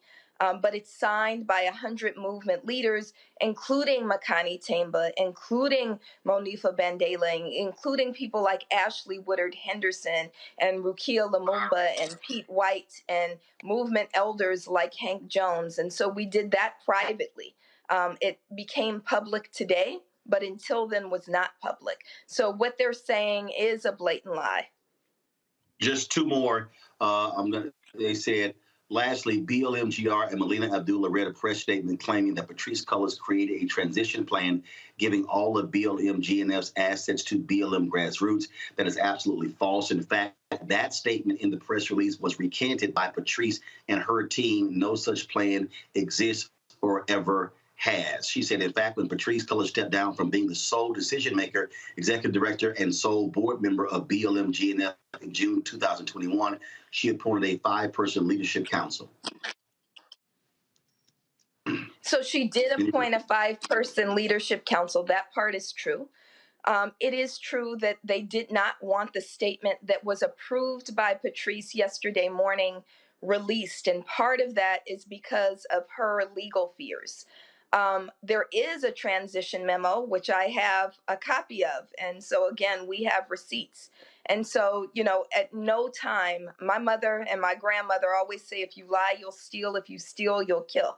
Right. So it scares me away from lying. And so most people, even my enemies, will say she doesn't lie. So there are no lies. But those who steal probably lied first. And so I want to be very clear that there was a transition memo, and there is a transition memo, and we have copies of it. Last point here, they say, Bill, that your grassroots has received $7 million this year, and that also they said soundness in the decision not to transfer further assets of BLM GNF was reinforced when BLM GNF learned that BLM GR, which is your entity, grassroots, leaders were giving themselves $10,000 monthly stipend while claiming they were volunteer leaders instead of allotting those resources to either further developing their grassroots infrastructure or redirecting those funds to local organizers. Is that true or false that the Black Lives Matter grassroots leaders were giving themselves $10,000 monthly stipends? That's an absolute fabrication. I don't even know where they get that from. So that's absolutely untrue. Okay.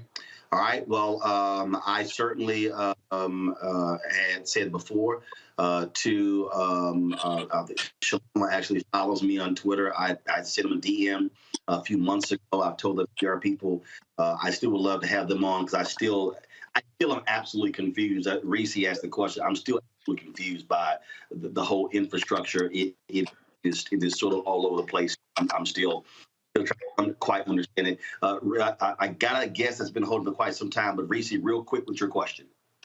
Oh, my question just real quick is there an actual structure, organizational structure with some sort of bylaws or some sort of articles of incorporation for the grassroots side that is in the position to take over for the funding and the things that are kind of in dispute? So the Global Network Foundation claims transparency, but again, they can't even spell transparency. So I don't know what they have. I can say that Black Lives Matter grassroots absolutely has Melina, her question was for you, for grassroots. Do y'all have established hierarchy? Who's at the top? Who's number 2, number 3? Bylaws, all stuff that governs Black Lives Matter grassroots. We do. We do have bylaws. I want to close also. I'm sorry. Is that published? It should be, because we just filed for a legal status in California, which makes everything public. So I'm happy to share those bylaws with you. Okay. All right. I want to say though, Roland, I want to be clear about what they've done by using the platform that we built in order to attack us. And what that means, that with active threats that they're very well aware of on my life, and you've reported on this, that when they do that, when they have millions of followers, they're opening us up to physical danger. Our names shouldn't be put out for targeting without their names, without them also being on the line. So people should investigate who is Shalomia Bowers, who is Cecily Gay, who filed for bankruptcy 3 or 4 times and wears shirts that say things like, I'm billing you for this conversation.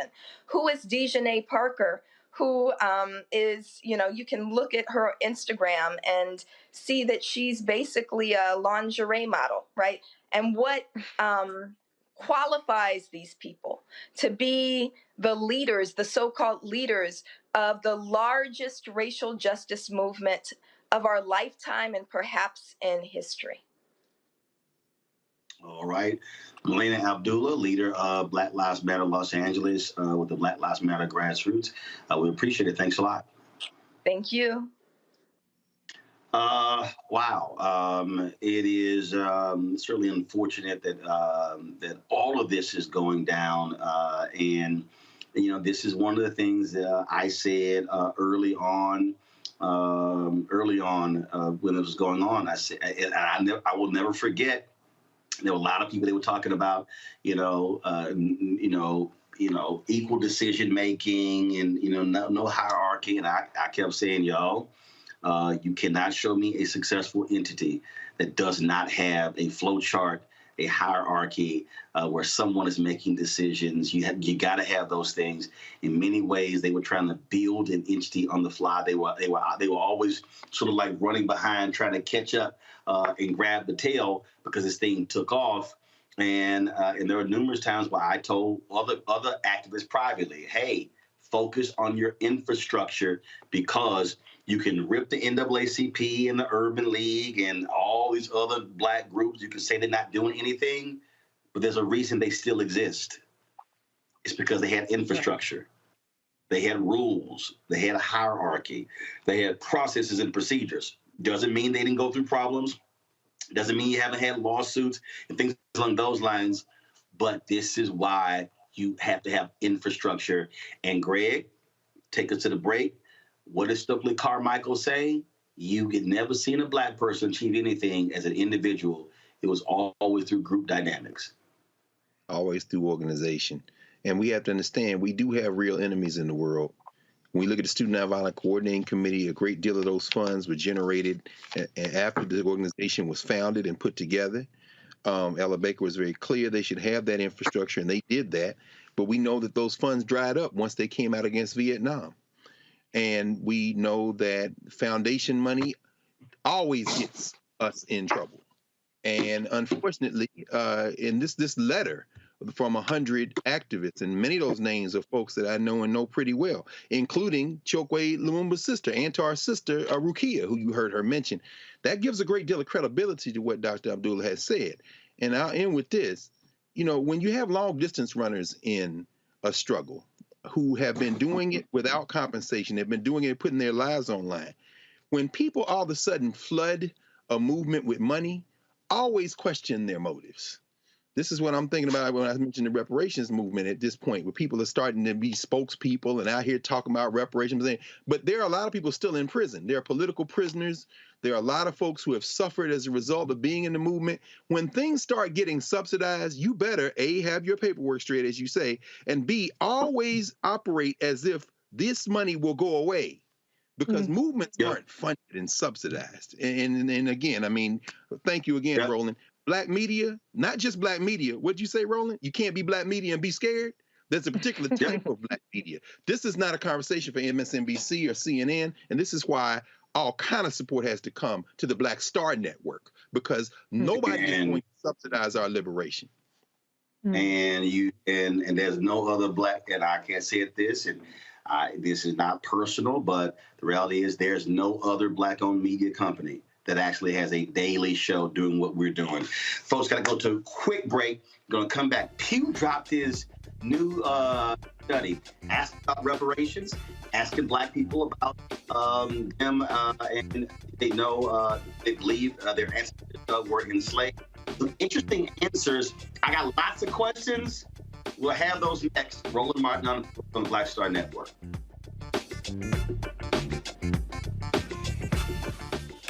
When we invest in ourselves, our glow, our vision, our vibe, we all shine. Together, we are black beyond measure. Can you believe the nerve of these Republicans? They only want to block progress for our community. They talk about cutting Medicare and Social Security. They played politics with veterans' health care. They voted against the George Floyd Justice and Policing Act and funding for our HBCUs, and against lowering prescription drug costs for our seniors. These Republicans keep trying hard to stand in the way, but President Biden, Vice President Harris, and Democrats won't let them. They are delivering for us. The Democratic National Committee is responsible for the content of this advertising. When we invest in ourselves, we all shine. Together, we are black beyond measure. Hi, I'm Israel Houghton with Israel, a New Breed. What's up, what's up? I'm Dr. Ricky Dillard, the choir master. Hey, yo, peace, world. What's going on? It's the Love King of R&B, Raheem Devon, and you're watching Roland Martin, Unfiltered.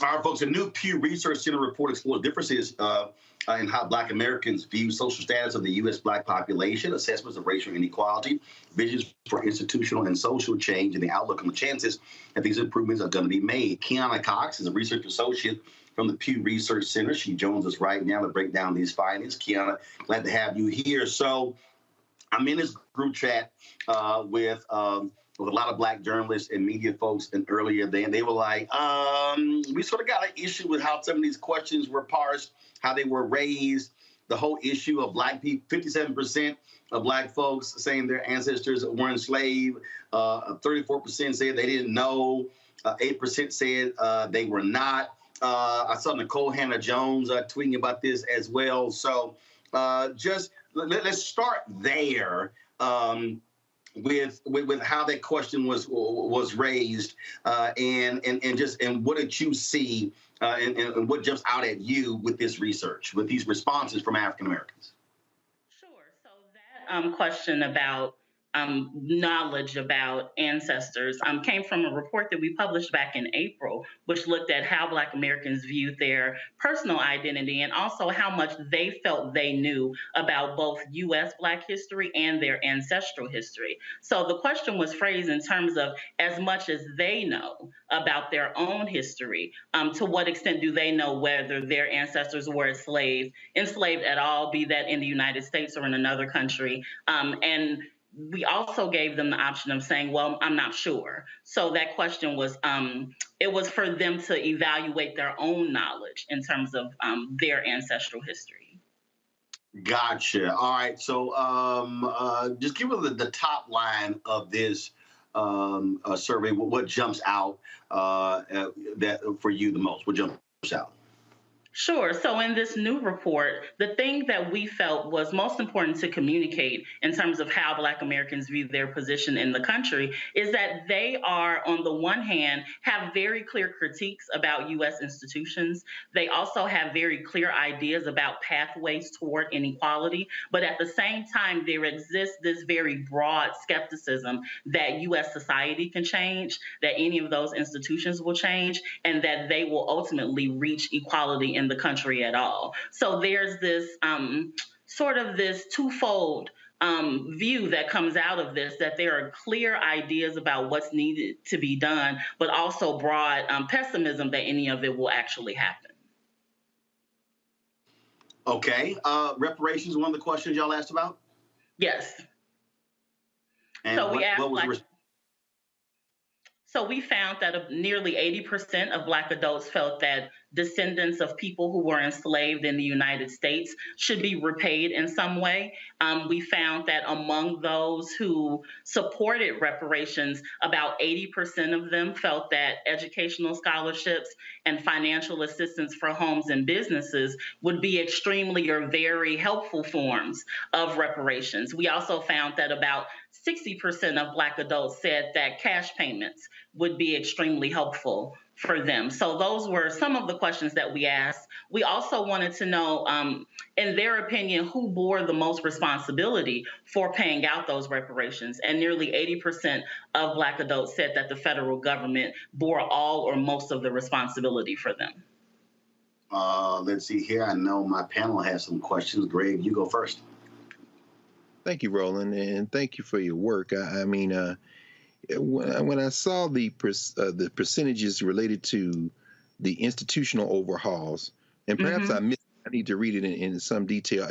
I saw prison system, policing, courts, judicial process, political economic system, healthcare system. Was education an option? The educational system? We did not have an evaluation of education as an institution in that question. Although about 40% of Black adults did say that the quality of K through 12 schooling is an extremely big problem for Black Americans today. Thank you. Reese? Thank you for your work. Can you talk a little bit about how, even though there was a lot of pessimism, rightfully so, in terms of systemic change that's going to drastically or lead to equality for Black Americans, there was still a high level of Black people who responded that still believed in the importance of voting and, being civically engaged. Can you talk a little bit about those findings?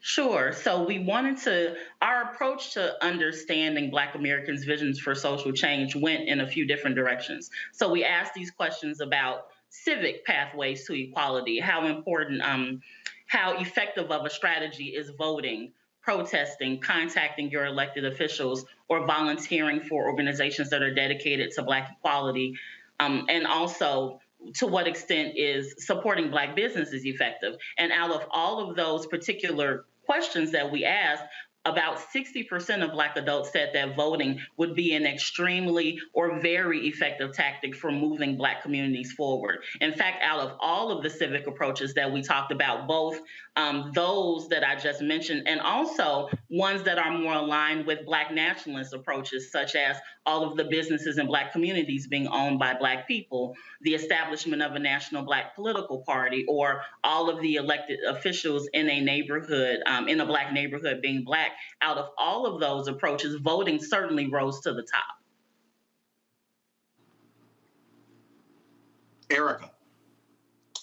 Yeah, thank you so much for this reporting. And what I found to be very interesting was the Black Democrats, Black Republicans. And so there were some differences there, but it seemed that that no matter the party affiliation, the question that you all posed around funding for police department was pretty close with Democrats and Republicans. Funding for police departments in their communities should be decreased. It seems like there was an equitable response there. Can you talk a little bit about if there were any follow-up questions around that, especially since given party affiliation that both groups seem to be pretty much in lockstep with saying that, yes, they do believe that funding should be decreased in communities for police departments. Sure. So there's actually quite a bit of uniformity around views on police funding that we found in our survey. So about 35% of Black adults thought that funding for police departments in their community should be increased. About 40% said that funding should remain the same, and about 23% said that funding should decrease. And we did ask a follow-up question to those who said they wanted funding to decrease. We said, okay, if you want funding to decrease, what should be the top priority for those reappropriated funds? And 40% of Black adults said that those reappropriated funds should go to medical services, mental health services, and social services. But to your point, there is very little variation in that and how those results parse out across all demographics of Black Americans that we surveyed. There's very little variation in terms of the majority of Black Americans want funding to stay the same or increase, and only about a quarter say that it should decrease. Thank you for your work. Thank you. Anybody got a follow-up? Yeah, I'll ask a quick follow-up. This whole crafting of this reparations question around those being enslaved in the United States I am firmly against this lineage-based argument, although I understand legally why it would be perhaps the best strategy, even as it would probably even fail legally in terms of legal challenge. But I'm wondering, in terms of remedy, how do you contrast this question around lineage-based reparations with the idea of institutional remedies, i.e. scholarships? Is your sense that the same people who might say that people who are descended from Africans who were enslaved in the United States should be getting reparations exclusively would want to preclude other Black people from receiving benefits, say, for example, like educational scholarships?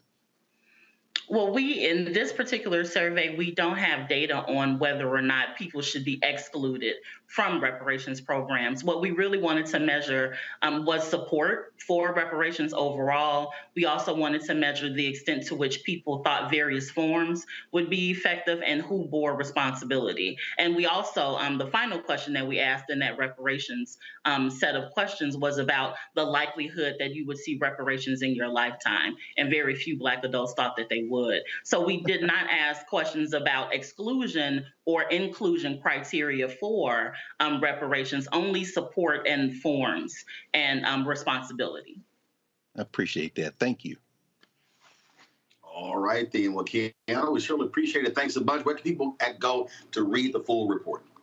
Sure. If you want to check out our full report, you can go to pewresearch.org/Black Voices Politics, and you'll be able to read the full report and also look at some of our other work on Black Americans. All righty. We appreciate it. Thanks a lot. Thank you.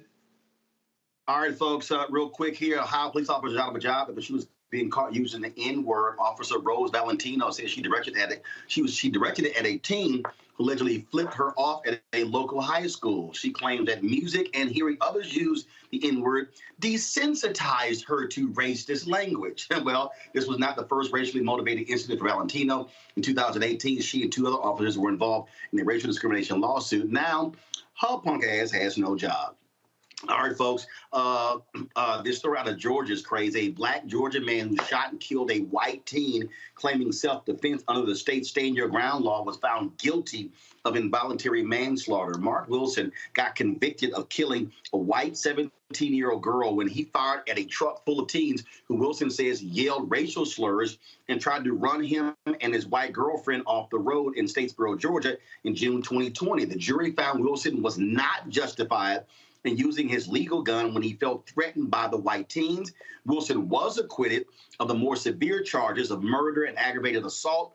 The involuntary manslaughter conviction carries up to 10 years in prison. He'll be sentenced on September 20th. This is the thing here, Erica, when we talk about, stand your ground laws. He said they were trying to run me off the road. I'm trying to figure out, what the hell? Are you supposed to get run off? Yeah, stand your ground is very much so applicable to a specific group of people, and it's certainly sad that someone had to lose their life in this. You know, Statesboro is pretty much, lily white. They do have a college there, but I'm quite sure Rose Valentino would fit in perfectly in that community. So unfortunately for him, that comes as no surprise, that behavior. But again, I think that, we've talked about it on this show here, breathlessly driving while Black, and just remembering the same laws that do apply to some don't largely apply to all. So that he did not have that felony murder charge with the life sentence. And I think that I'd read that he was on house arrest, but that he'd been jailed and he's going to have to remain jailed until his September 20th sentencing. It's going to be really interesting to see how much time he gets, particularly that since this crime did happen in Lily White, Statesboro, Georgia. Greg, I got the sense you want to say something. No, I mean, shout out to his white girlfriend, Emma, what's her name, Rigdenware, who said she didn't hear anything, although she was scared of the truck trying to run him off the road. Said, damn, you can't back your mans up? Damn. Oh, shit. Even his own girls. I'm like, wow, boy, what you going to learn out there, Chief? Your girl said she ain't hear nothing. Damn. Good point. In Michigan, 4 law enforcement officers face charges of beating a handcuffed Black man. Police pulled over Vance D. Martin on suspicion of drunken driving. The video recorded by a nearby civilian showed state troopers Bram Schroeder and Zachary Tobito and Saginaw police officers Jordan Englehart and Dominique Vasquez trying to arrest Martin. He was punched repeatedly during the traffic stop by Schroeder and was knocked unconscious during the March traffic stop. Schroeder is facing charges, including aggravated assault. Tobito, Englehart, and Vasquez are charged with willful neglect of duty and misdemeanor for not intervening in the beating. This right here, Reese, is, thank goodness video was recorded. That's why in Arizona, they passed that law. You cannot record cops within this 8 feet range. Probably based on that law, they couldn't have got this video. If there's not a video, we don't know about a lot of these cases. And these cops, they continue to be on the force. Right. I mean, videos, body cams, one of the reasons why Valentino was fired was because she made the comment on her body cam before she even realized that she used the N-word and shut off her body cam. So, yeah, unfortunately, we're still in a day and age where you have to have footage in order for you to be believed, even if you have injuries like what this gentleman sustained. So, lock all their asses up, period. Absolutely. All right, folks, that is it for us. Let me thank Erica, Greg, and Reese for joining us. Really busy day. Sorry, folks, we got started off late. We had major technical issues. Our Skype machine crashed. Our live view couldn't connect. So the devil was busy, but we still got it done. Folks, stay out tomorrow for a long Labor weekend. We will not, of course, Labor Day is on Monday. And so shout out to the unions that created today, the workers in. And we'll be back on Tuesday, broadcasting from New Orleans. Hey, join me on Saturday. I'll be joining Crawford in D.C. So look forward to that on Saturday morning. So I'll go hang with the family. All of you watch and join us. Folks, don't forget, please support us in what we do. Download the Black Card Network app on every device, all your devices, folks.